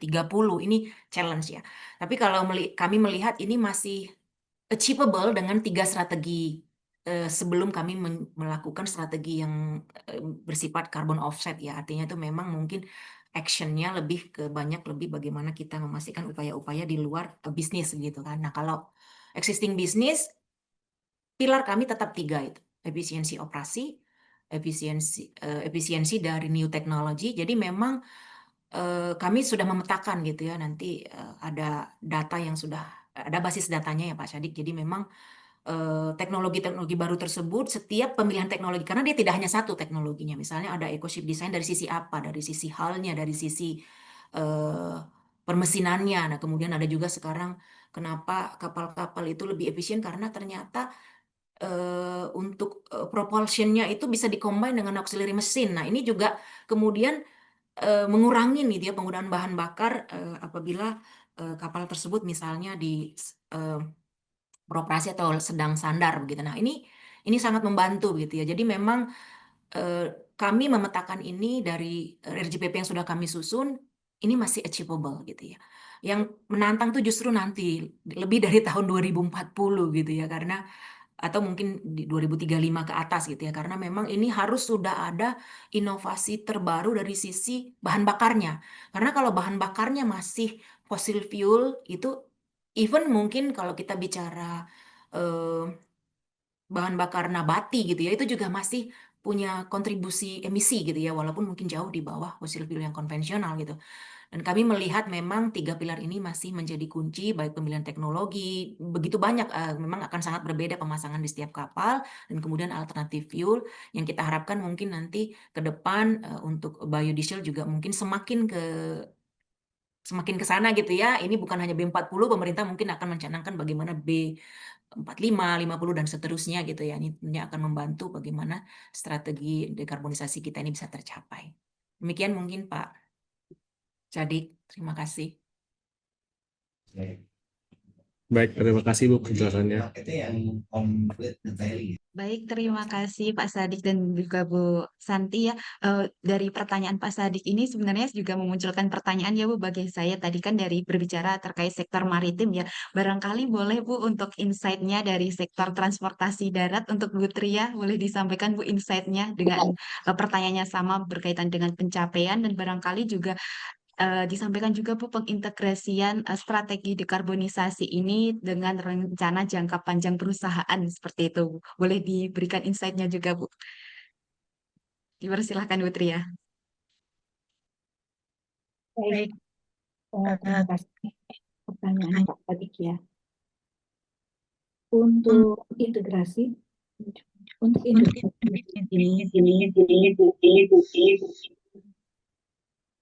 maaf. Oke ya, Oke. Dipersilahkan Bu. ya masih feedback enggak ya, oke. Mohon maaf tadi ada kendala teknis. Baik, terkait integrasi sustainability ini ya, Bapak Ibu semua. Tadi saya sempat cerita bahwa KAI sudah menunjukkan komitmen yang tertingginya ya dengan merubah visinya KAI saat ini untuk mendorong sustainable transportation. Otomatis lingkungan, sosial, dan tata kelola ini menjadi aspek yang menjadi utama gitu ya. Hal ini sebenarnya sudah diakomodir dengan berbagai aspek di RJPP kami ya, di RJPP kami itu juga ESG menjadi salah satu pilar utama bagaimana KAI bisa mengintegrasikan ESG ini di seluruh operasional maupun bisnisnya. Nah, kalau kita baca lagi di di pengurangan emisi itu sendiri ya, Mbak Dita, di kami sudah menjadi salah satu target ya, target di level direksi untuk bisa melakukan upaya dekarbonisasi ini. Jadi setiap tahun ada target yang harus dicapai. Gitu. Jadi memang sama ya, tadi juga Bu Sandi sudah sampaikan, di kami juga ada tadi kebetulan karena terbatas waktu tidak sempat saya sampaikan, kami juga punya semacam tata kelola implementasi sustainability, Bapak Ibu. Jadi dari direksi turun ke direktorat, kemudian turun ke unit kerja yang memang desain khusus untuk mengelola atau mengkoordinasikan implementasi sustainability ini. Kami juga dari apa namanya, dari sisi keterlibatan untuk seluruh direktorat itu juga jelas ya di tata kelolanya. Artinya hampir seluruh direktorat yang terkait di KAI ini mempunyai peranan ataupun kontribusi untuk mencapai implementasi ESG tersebut secara menyeluruh ya. Jadi kalau di kami yang menjadi KPI dari direksi secara kolegial itu adalah nilai ESG rating. Ya, kenapa ESG rating yang dipilih oleh kami? Karena di dalam ESG rating sendiri, dalam hal ini kami memilihnya S&P Global ya saat ini, itu kan sangat menyeluruh ya aspek implementasinya, baik dari aspek lingkungan, kemudian sosial, tata kelola, dan di dalam pemenuhan indikator tersebut tentunya membutuhkan secara kolaborasi ya dari seluruh direktorat. Jadi alhamdulillah kemarin KAI di tahun 2024 sudah mendapatkan nilai ESG rating tersebut di angka 41 ya. 41 ini kalau untuk pemula gitu ya, untuk baseline itu relatif cukup baik ya, cukup baik bagi kami. Dan posisinya itu sudah di kisaran 20% teratas secara global, Mbak, kalau dibandingkan dengan industri transportasi global ini. Kami juga terima kasih ya untuk seluruh Bapak Ibu mungkin yang selama ini sudah menjadi pelanggan KAI. Terima kasih. Kami juga banyak sekali menerima masukan terkait sustainability ini ya untuk diimplementasikan di KAI, dan tentunya kami akan terus melakukan berbagai penyempurnaan, perbaikan yang harapannya dengan kami mengimplementasikan sustainability di KAI ini tentunya akan berdampak terhadap peningkatan pelayanan, kenyamanan, keselamatan ya bagi para penumpang, dan kontribusi KAI terhadap tujuan pembangunan berkelanjutan. Mungkin itu lebih kurang, Mbak. Terima kasih. Baik, terima kasih Bu Santi dan Bu Tria. Memang dari masing-masing perusahaan ini memiliki strategi masing-masing ya Bu. Kita sesuaikan dulu dengan sektornya. Ada sektor maritim dan juga transportasi darat. Baik, tadi juga sempat disinggung ya oleh Bu Tria terkait ESG rating. Dan barangkali kalau kita lihat dari kolom komentar ya Bapak Ibu sekalian, terdapat pertanyaan dari Bapak Lutfi dari IEC yang dimana di sini mempertanyakan terkait saya izin sampaikan ya Bu untuk pertanyaannya sendiri dari Pak Lutfi. PIS sudah sangat jelas menargetkan kepatuhan dengan IMO 2050. Dari pengalaman Ibu, tantangan apa yang paling sering muncul dalam mengintegrasikan standar global mulai dari IMO, IFRS hingga ESG rating ke operasional harian di Indonesia? Dan saya rasa untuk pertanyaan ini juga relate ya dengan sektor transportasi darat dari Bu Tria, nanti juga bisa disampaikan Bu. Mungkin barangkali yang pertama Ibu Santi dulu. Silakan Ibu. Baik, terima kasih Pak Lutfi. Mungkin saya coba perjelas lagi ya pertanyaan dari Pak Lutfi, bagaimana PIS menghadapi adanya aturan-aturan IMO seperti itu yang sangat challenge, kemudian diintegrasikan dengan bisnis operasional harian di perusahaan kami. Ya memang kalau bicara tantangan ini sangat challenge ya Bapak Ibu. Impact dari aturan-aturan IMO tersebut atau mungkin framework-framework yang lain itu tentunya kita harus selalu mengetatkan operasional kita. Itu kemudian ujung-ujungnya nanti ada impact kepada investasi gitu ya, karena kita tahu kalau kita diminta untuk lebih cepat mengadopsi teknologi-teknologi baru yang lebih ramah lingkungan, kita tahu itu kalau belum terlalu mature tentunya ada impact capex di situ yang mungkin lebih daripada conventional technology yang kita gunakan selama ini gitu. Dan memang kalau dari sisi hal tersebut ini tentunya akan sangat menjadi challenge buat perusahaan bagaimana kita membalance gitu ya antara strategi yang sudah kita susun dengan adanya challenge dari sisi investasi tersebut gitu ya. Makanya kami perusahaan berusaha bagaimana juga menyusun apa yang disebut dengan financing framework begitu. Karena perusahaan kami ini perlu pendanaan ya untuk membangun kapal. Satu kapal itu ya tergantung size-nya lebih dari 100 juta gitu ya. Tidak mungkin kami melakukan pendanaan secara independen gitu. Jadi memang challenge terkait teknologi yang masih sangat lebih mahal ini menjadi salah satu tantangan gitu ya. Kemudian juga kita tahu untuk penggunaan alternatif fuel berbeda dengan fossil fuel itu energi density-nya itu sangat kecil gitu ya, sehingga kadang-kadang kita harus bagaimana teman-teman dari research dan inovasi itu memastikan desain kapal itu juga walaupun kita mengatakan ready untuk bahan bakar baru, tetapi karena ini sangat density-nya sangat kecil butuh space yang lebih besar. Nah ini kadang-kadang juga semakin besar space tentunya butuh energi yang besar untuk menggerakkan kapal. Nah ini juga kita harus melihat di mana balance-nya ya Bapak Ibu sekalian. Nah ini menjadi salah satu challenge sehingga kalau dikatakan bagaimana kami mengembedded aturan-aturan tersebut, kami punya yang namanya KPI seperti yang disebut dengan Bu Tria tadi. Saya yakin setiap perusahaan punya KPI dan KPI kami terkait dekarbonisasi. Karena untuk menuju dekarbonisasi mau nggak mau aturan IMO, aturan-aturan baru itu kita harus adopt gitu ya, harus mulai pertimbangkan gitu. Jadi KPI dekarbonisasi itu menjadi salah satu yang kami lihat kunci untuk memastikan ini turun kemudian ke setiap pekerja. Sehingga jiwa inovasi, jiwa untuk bagaimana mendukung dekarbonisasi perusahaan itu juga bisa ada di setiap lini bisnis kami gitu ya, di setiap pekerja yang punya masing-masing tanggung jawab mereka. Dan kemudian juga selain KPI dekarbonisasi, kita juga punya KPI ESG rating ya. Jadi bukan hanya dekarbonisasi. Di dalam ESG rating kita tahu sangat kompleks dari sisi lingkungan, sosial, governance itu semua dibongkar gitu ya bagaimana implementasi dilakukan di perusahaan kami. Jadi ini menjadi 2 KPI kunci di perusahaan kami turun sampai ke level bawah pekerja. Nah, kemudian kami juga punya yang namanya roadmap, strategic initiative, project-project charter. Tadi kami menyebutkan ada sekitar 33 project charter. Itu semua kami pastikan leader dan PIC yang bertanggung jawab dalam implementasi project charter tersebut menandatanganin dan dilakukan apa yang disebut dengan monitor dan evaluasi tentunya secara berkala. Dan kami juga punya sustainability mungkin sama seperti KAI, kami juga yang menjadi ujung tombak di dalam kegiatan Monef ini.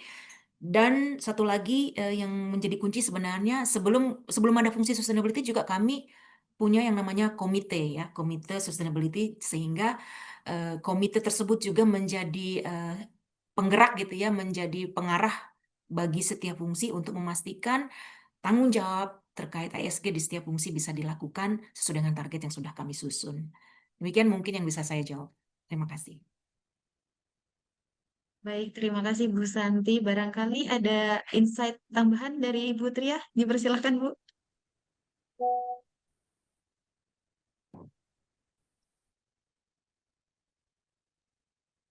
Baik,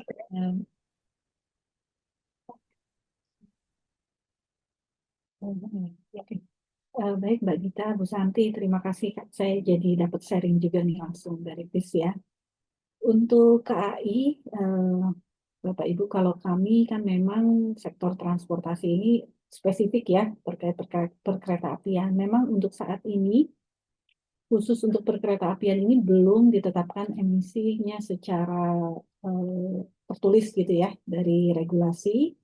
Jadi di bulan lalu itu kalau nggak salah kami juga memang masih dalam proses audiensi maupun kami juga diundang dari DJKA. Mereka juga sedang mencari informasi, saya rasa sedang dalam proses lah untuk bisa menentukan batas emisi dan seterusnya terkait emisi yang dihasilkan di sektor transportasi kereta api ini. Ya, jadi kalau secara batasan memang sebenarnya kami itu belum ada mandatorinya.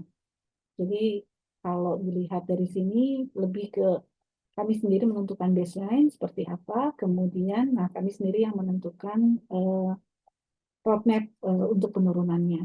Tapi nanti misalkan juga akan ditetapkan oleh regulasi, tentunya kami akan menyesuaikan ya roadmap kami dengan roadmap yang ditetapkan oleh regulasi. Gitu, mungkin itu tambahannya. Terima kasih. Baik, terima kasih Bu Tria, juga Bu Santi atas jawabannya. Semoga dari Pak Lutfi bisa terkopi ya Pak dari jawaban masing-masing pemateri pagi hari ini. Kemudian Bapak Ibu, saya izin lanjut untuk membacakan pertanyaan di kolom komentar dari Pak Fauzan PT GRP. Nah, di sini Pak Fauzan bertanya Bu terkait bagaimana perusahaan dapat menjamin setiap karyawan selalu mendukung pencapaian decarbonization roadmap yang telah disusun. Dan kemudian bagaimana tolok ukur keberhasilan decarbonization roadmap yang sudah dilakukan tersebut. Mungkin barangkali ini lebih ke internalnya ya Bapak Ibu sekalian. Boleh dijawab mungkin dari Bu Tria atau Bu Santi? Dipersilakan. Ya, izin mungkin ya pertanyaan Pak Fauzan terkait menjamin seluruh karyawan untuk pencapaian decarbonization roadmap.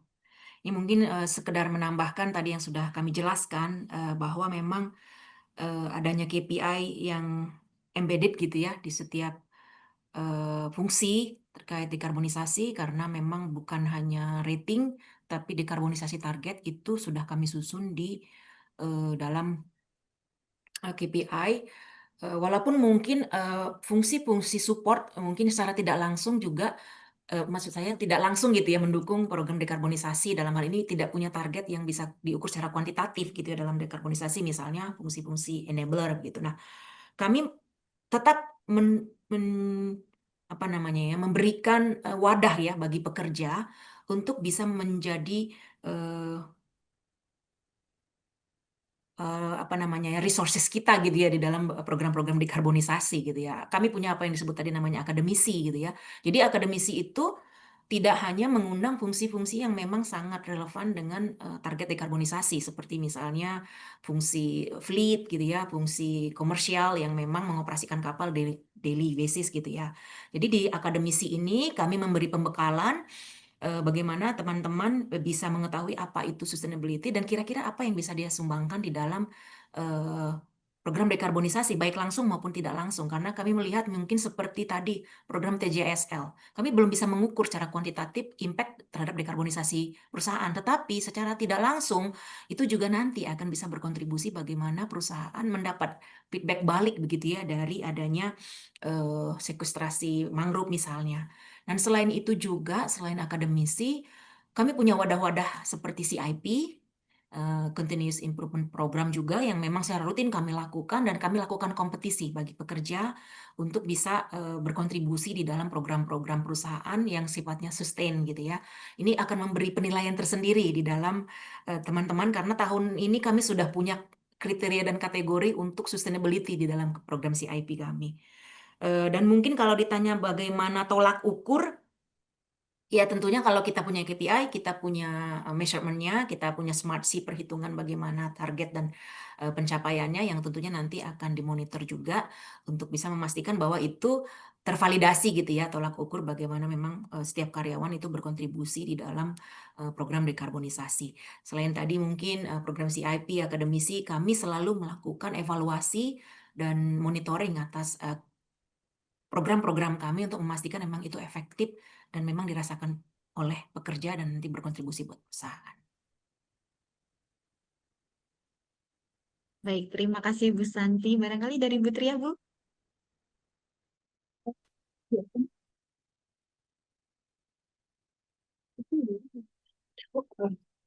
Ya, baik Mbak Dita, terima kasih. Untuk IKI, sebenarnya kalau kegiatan-kegiatan itu kan kami integrasikan juga dengan RJPP ya. Nah, di dalam RJPP itu sendiri memang sudah ada breakdown targetnya, targetnya seperti apa per tahun, dan itu dimonitor oleh tim di kami, namanya ada tim monitoring khususnya terkait RJPP tersebut. Jadi memang dari aspek proyek-proyeknya mungkin hampir sama tadi disampaikan, ada semacam smart sheet-nya, kemudian seperti apa progresnya, itu ada yang disebut agent of change ya, jadi mereka yang menginput seperti apa masing-masing progresnya per bulan, per triwulan, dan seterusnya. Nah, selain itu, jadi tadi ada dua ya yang memang langsung masuk ke RJPP dengan yang memang dikelola langsung oleh tim sustainability. Jadi sama di tim sustainability sendiri, kami fokus dengan pekerjaan-pekerjaan yang apa namanya, yang langsung dikontrol lah ya, dikontrol oleh unit sustainability. Kami juga ada tim monitoringnya, Bapak Ibu. Jadi mungkin lebih kurang sama sih, tapi harapannya nanti ke depannya kami juga saat ini sedang mengembangkan dashboard ya, dashboard yang lebih terintegrasi untuk bisa kita nanti memantau secara lebih real time gitu ya, bagaimana implementasi dari kegiatan sustainability ini di PT KAI. Termasuk kami juga berkolaborasi dengan anak perusahaan, Mbak. Jadi kami juga di masing-masing anak perusahaan ini kan juga sudah ada baik unit tersendiri maupun mungkin unit yang masih bergabung dengan apa istilahnya ditempel dengan unit kerja tertentu. Nah, ini juga nanti ke depannya akan menjadi satu implementasi sustainability secara terintegrasi. Harapan seperti itu. Terima kasih ya. Baik, terima kasih Bu Santi dan Bu Tria. Memang untuk masing-masing perusahaan ini menempatkan ini ya Bu karyawannya sebagai agent of change yang dimana nanti juga terintegrasi ya dengan RJPP yang telah disusun dari masing-masing company seperti itu. Baik, semoga dari Pak Fauzan tadi terjawab ya Pak ya untuk pertanyaannya sendiri. Kemudian dari Bapak Ibu sekalian dipersilahkan bila mana ada yang ingin berdiskusi langsung ya dengan pemateri kita pada siang hari ini bisa raise hand dan juga on mic, on cam juga ya Bapak Ibu dipersilahkan. Oke, sembari menunggu dari Bapak Ibu, barangkali saya lanjutkan untuk pertanyaan yang ada di kolom komentar dari Bapak Oki dari tim Corporate Sustainability Garuda Indonesia. Izin bertanya terkait bagaimana perusahaan menyusun rencana pencapaian target NZE 2050 ini, pendekatan apa yang digunakan dan seperti apa bentuk koordinasi yang dilakukan dengan kementerian secara teknis terkait dalam mendukung upaya tersebut. Baik, mungkin dipersilahkan ke Bu Tria dan Bu Santi untuk menjawab pertanyaan dari Pak Oki ini sendiri ya. Dipersilahkan Ibu. Dari Bu Ibu Santi. Tria dulu mungkin, Ibu. Oke, boleh Bu Tria. Gantian ya Bu ya. Iya, gantian. Boleh. Iya, iya baik bisa. Kan sama-sama BUMN sangat kental dengan regulator ini, Bu. Iya, Benar. baik, ini sangat menarik. Terima kasih Pak dari Garuda Indonesia ya, Corporate Sustainability. Saya rasa ini kita juga perlu sesama transportasi, perlu sharing Pak ya. Nanti kapan-kapan kita bisa benchmark gitu. Untuk monitoring dekarbonisasi Pak, tadi yang seperti saya sampaikan, memang kita masih dalam tahap corporate sekarang. Namun tahun ini kami juga sedang dalam proses melakukan perincian yang lebih detail untuk mengetahui dari masing-masing action. Kalau tadi kan saya sempat cerita ya bahwa ada beberapa strategi untuk melakukan dekarbonisasi ya, mulai dari eliminate sampai dengan compensate itu. Nah, dari masing-masing inisiatif tersebut tentunya tidak lepas dari biaya ya, betul ya Bapak Ibu ya.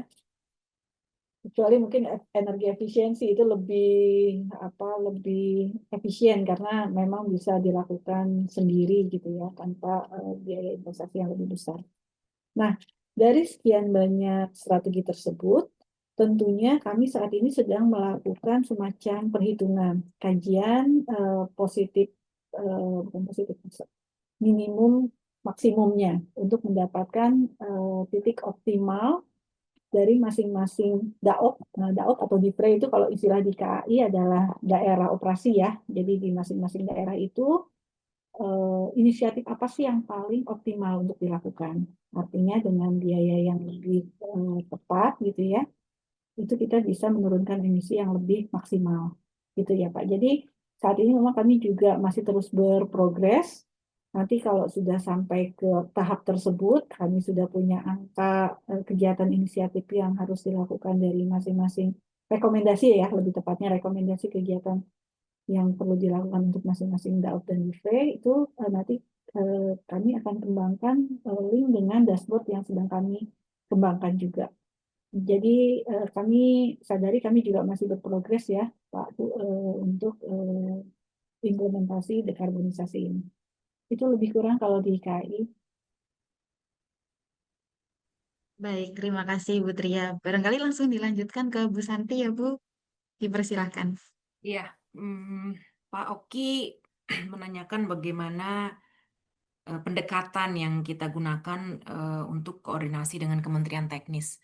Ya, sama mungkin dengan PT Kereta Api Indonesia, kita di bawah koordinasi Departemen Teknis Kementerian Perhubungan gitu ya. Dan kami sangat berterima kasih sebenarnya ya dari kementerian itu secara aktif gitu ya melibatkan PIS di dalam forum-forum gitu ya, bagaimana menetapkan guidelines dan target net zero emission secara nasional untuk bisnis pelayaran.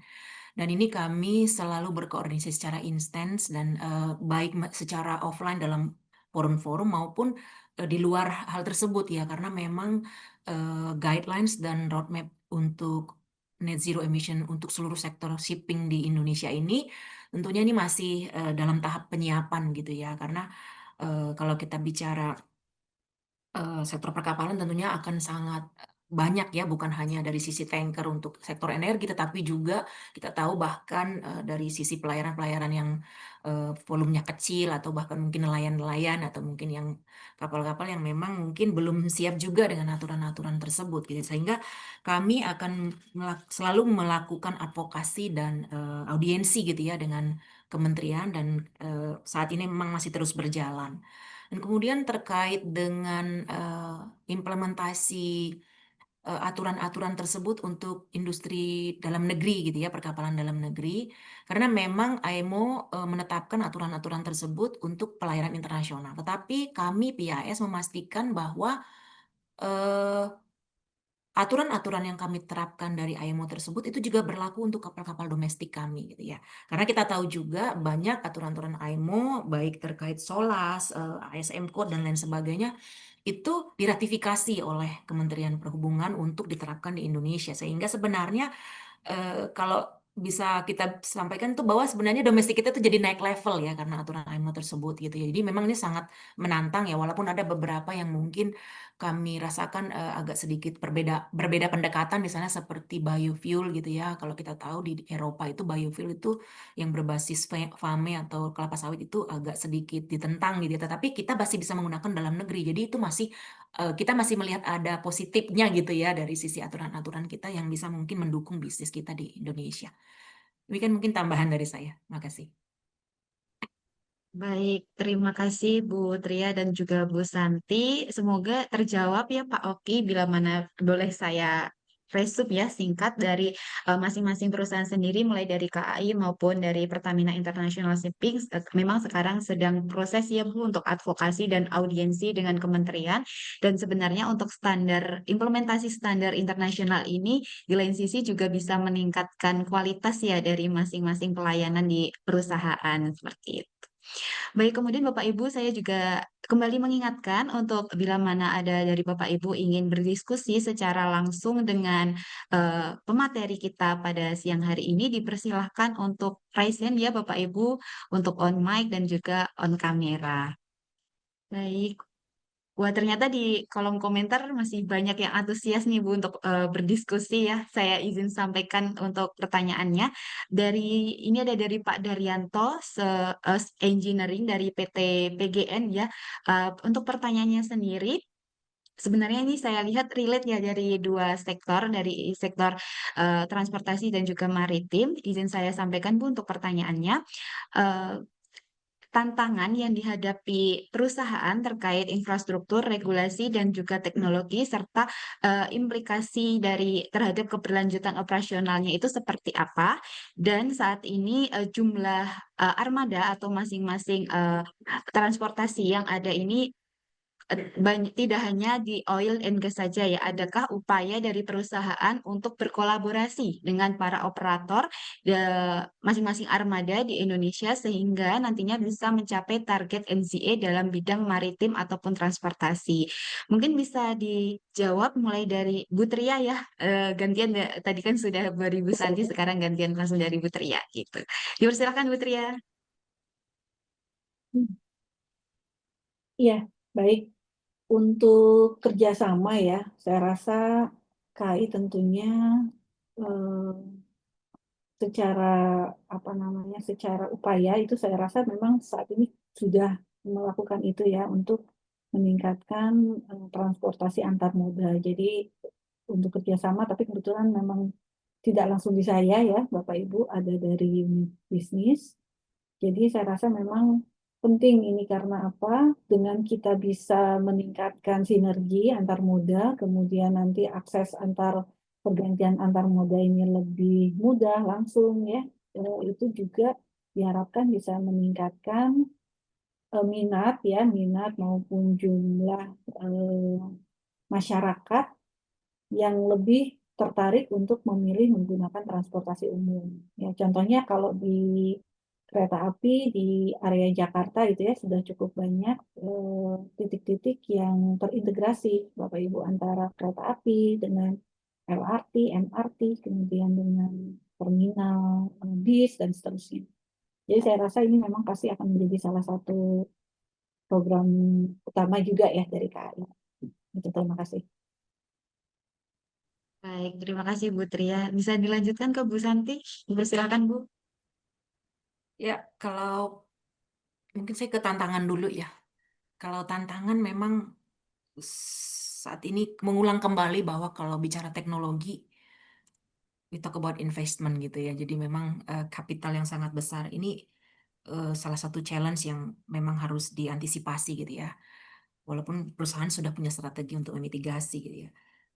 Kalau terkait regulasi, ya memang kita selalu memonitor gitu bagaimana perkembangan regulasi yang ditetapkan oleh lembaga seperti AIMO dan lain sebagainya, termasuk juga pemerintah gitu ya, sehingga yang bisa kita lakukan adalah bagaimana kita selalu melakukan apa namanya audiensi dan juga diskusi terkait regulasi-regulasi baru tersebut gitu ya. Nah, kalau teknologi, infrastruktur, kalau kita bicara infrastruktur tentunya kita bicara tantangan terkait kematangan daripada teknologi baru yang harus kita adopt.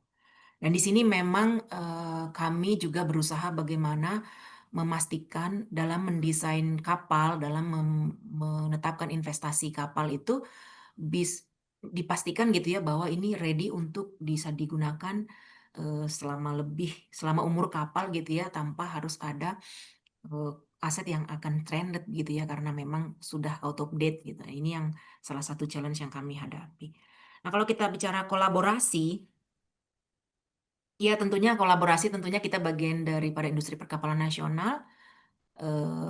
Selain memang dikoordinasi oleh Kementerian Perhubungan, kita selalu melakukan yang namanya FGD seperti itu.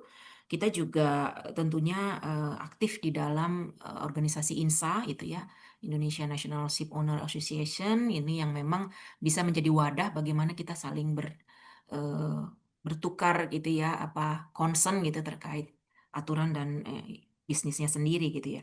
Nah, kalau bicara kolaborasi yang lain, selain bisnis fosil fuel sekarang yang termasuk kargo yang kami angkut, kita sudah melakukan diversifikasi.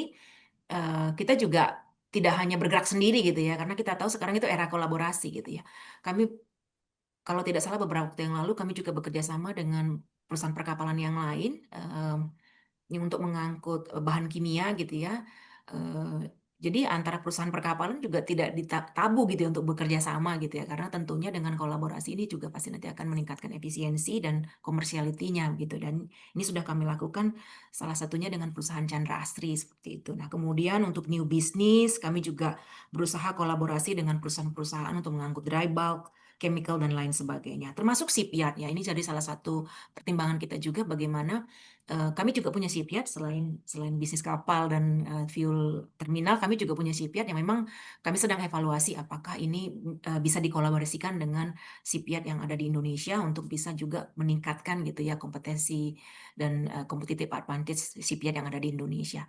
Jadi kami tidak tertutup dengan kolaborasi dan ini sedang banyak kami galakkan di banyak sektor untuk integrated marine logistik.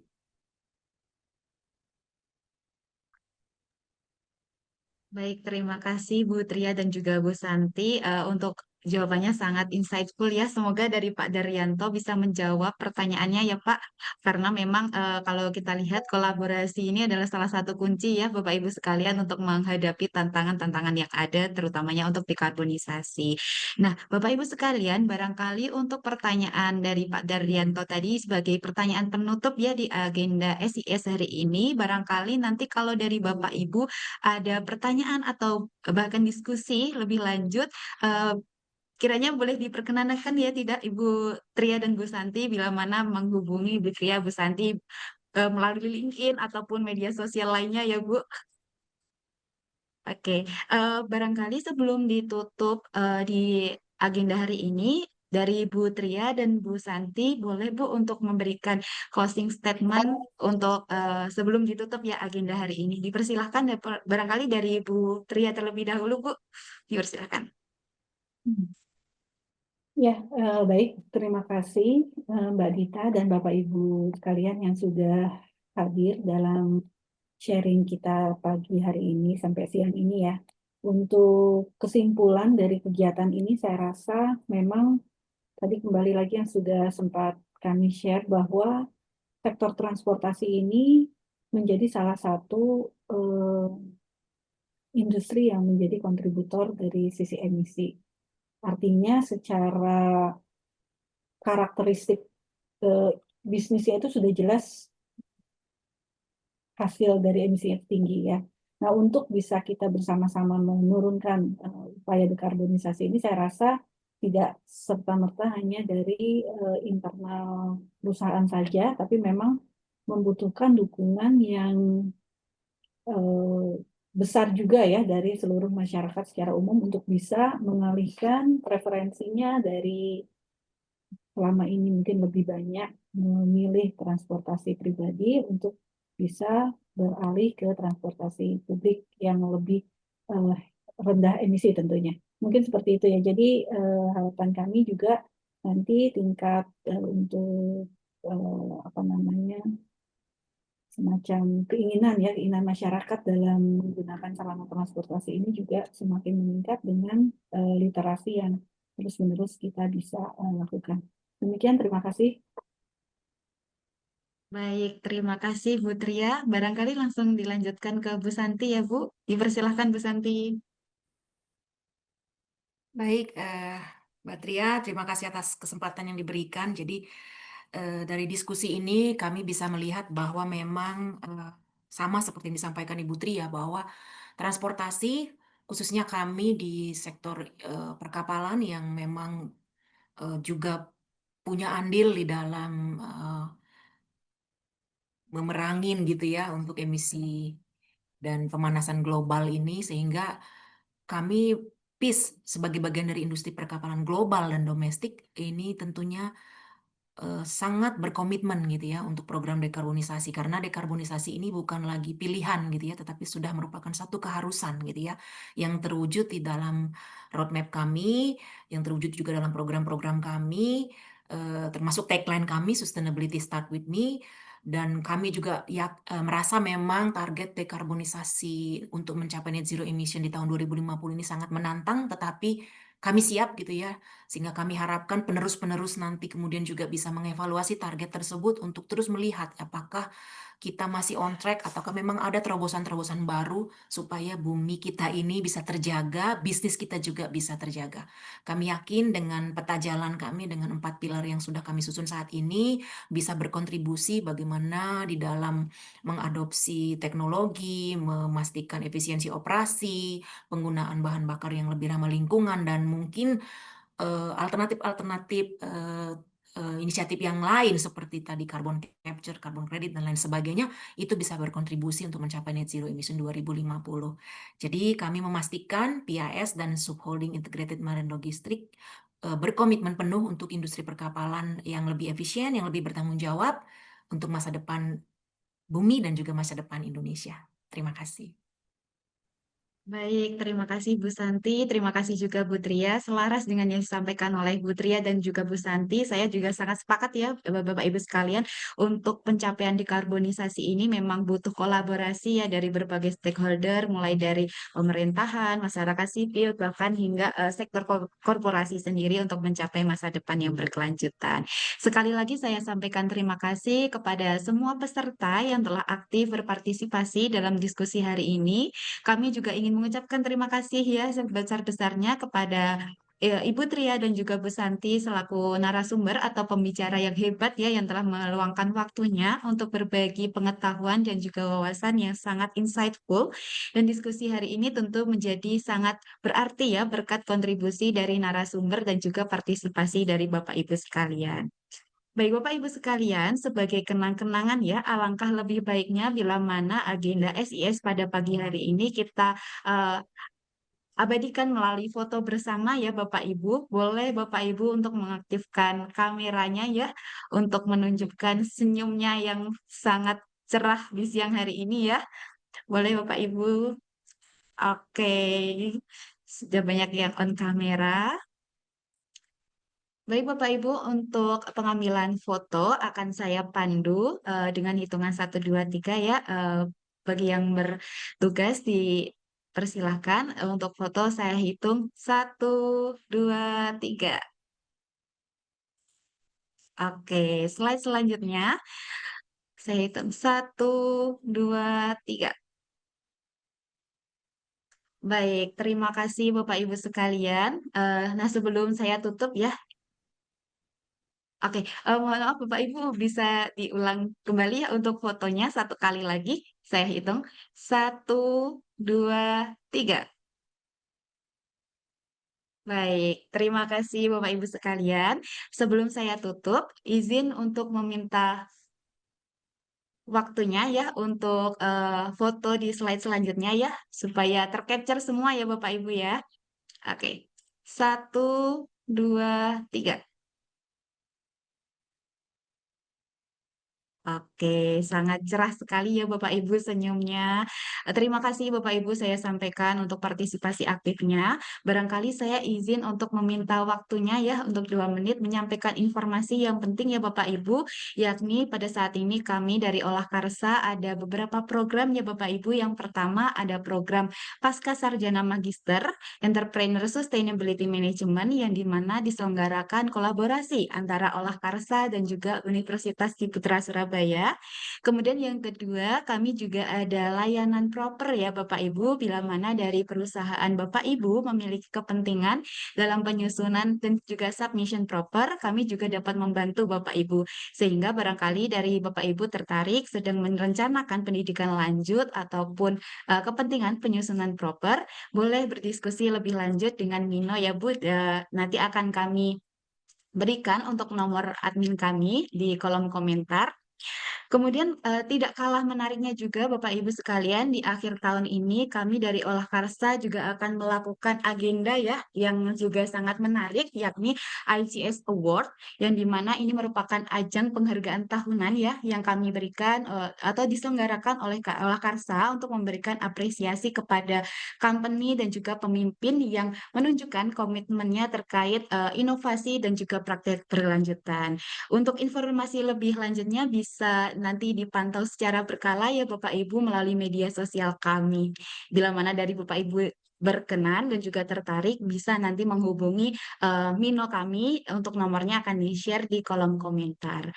Baik Bapak Ibu sekalian, saya sampaikan terima kasih atas partisipasinya untuk aktif ya dalam agenda pagi hari ini, dan juga saya sampaikan terima kasih yang sebesar-besarnya kepada Bu Tria dan juga Bu Santi sudah meluangkan waktunya dan berbagi pengetahuan ya Bapak Ibu. Bila mana nanti dari Bapak Ibu ada ingin diskusi, tadi dari Bu Tria dan Bu Santi juga sudah approve ya untuk diskusi secara personal ya kepada kedua pemateri kita. Oke, kemudian mungkin untuk yang terakhir saya sampaikan terima kasih kembali lagi dan selamat siang, selamat melanjutkan aktivitasnya kembali. Terima kasih Bapak Ibu. Terima kasih Bu Tria, Mbak Dita, Pak Unggul semuanya. Izin. Sama-sama Ibu.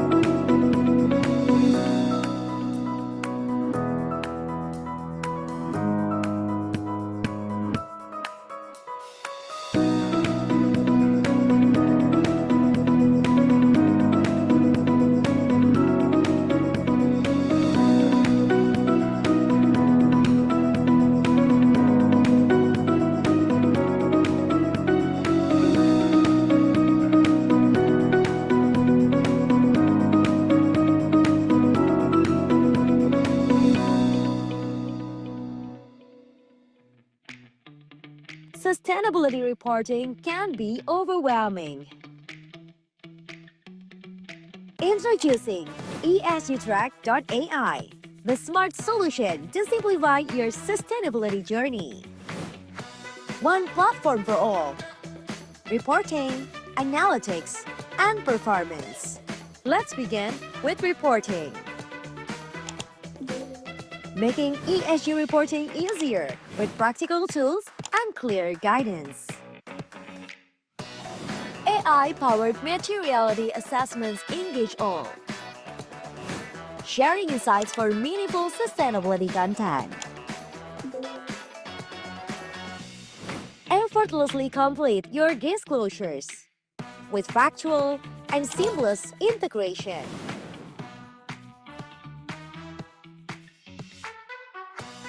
Everyone plays a part. ESGTrack.ai empowers every team member to contribute directly, anytime, anywhere. ESGTrack.ai, automate, accelerate, and accurate. Sustainability reporting can be overwhelming. Introducing ESGTrack.ai, the smart solution to simplify your sustainability journey. One platform for all: reporting, analytics, and performance. Let's begin with reporting. Making ESG reporting easier with practical tools and clear guidance. AI-powered materiality assessments engage all, sharing insights for meaningful sustainability content. Effortlessly complete your disclosures with factual and seamless integration.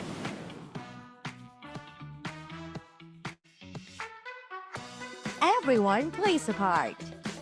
ESGTrack.ai empowers every team member to contribute directly, anytime, anywhere. ESGTrack.ai, automate, accelerate, and accurate. Ternyata kemarin tuh belum masuk musim kemarau, Valen. Nah, jadi pemanasan global juga ternyata punya kontribusi terhadap kenaikan suhu ekstrim. Ada yang bisa dibantu? Selamat siang, selamat datang di Olah Karsa. Dari rumah dari Inspirasiku. Terus berkarya wujudkan mimpi. Olah Karsa demi cita, cita kami untuk Indonesia. Kini telah terbit cahaya, sinari semua harapan. Tak henti terus berinovasi, Olah Karsa membangun negeri, melaju jauh bersama di atas langit, menggapai asa, merangkai keberlanjutan, mencapai masa depan yang gemilang, ubah dunia, Olah Karsa, future starting.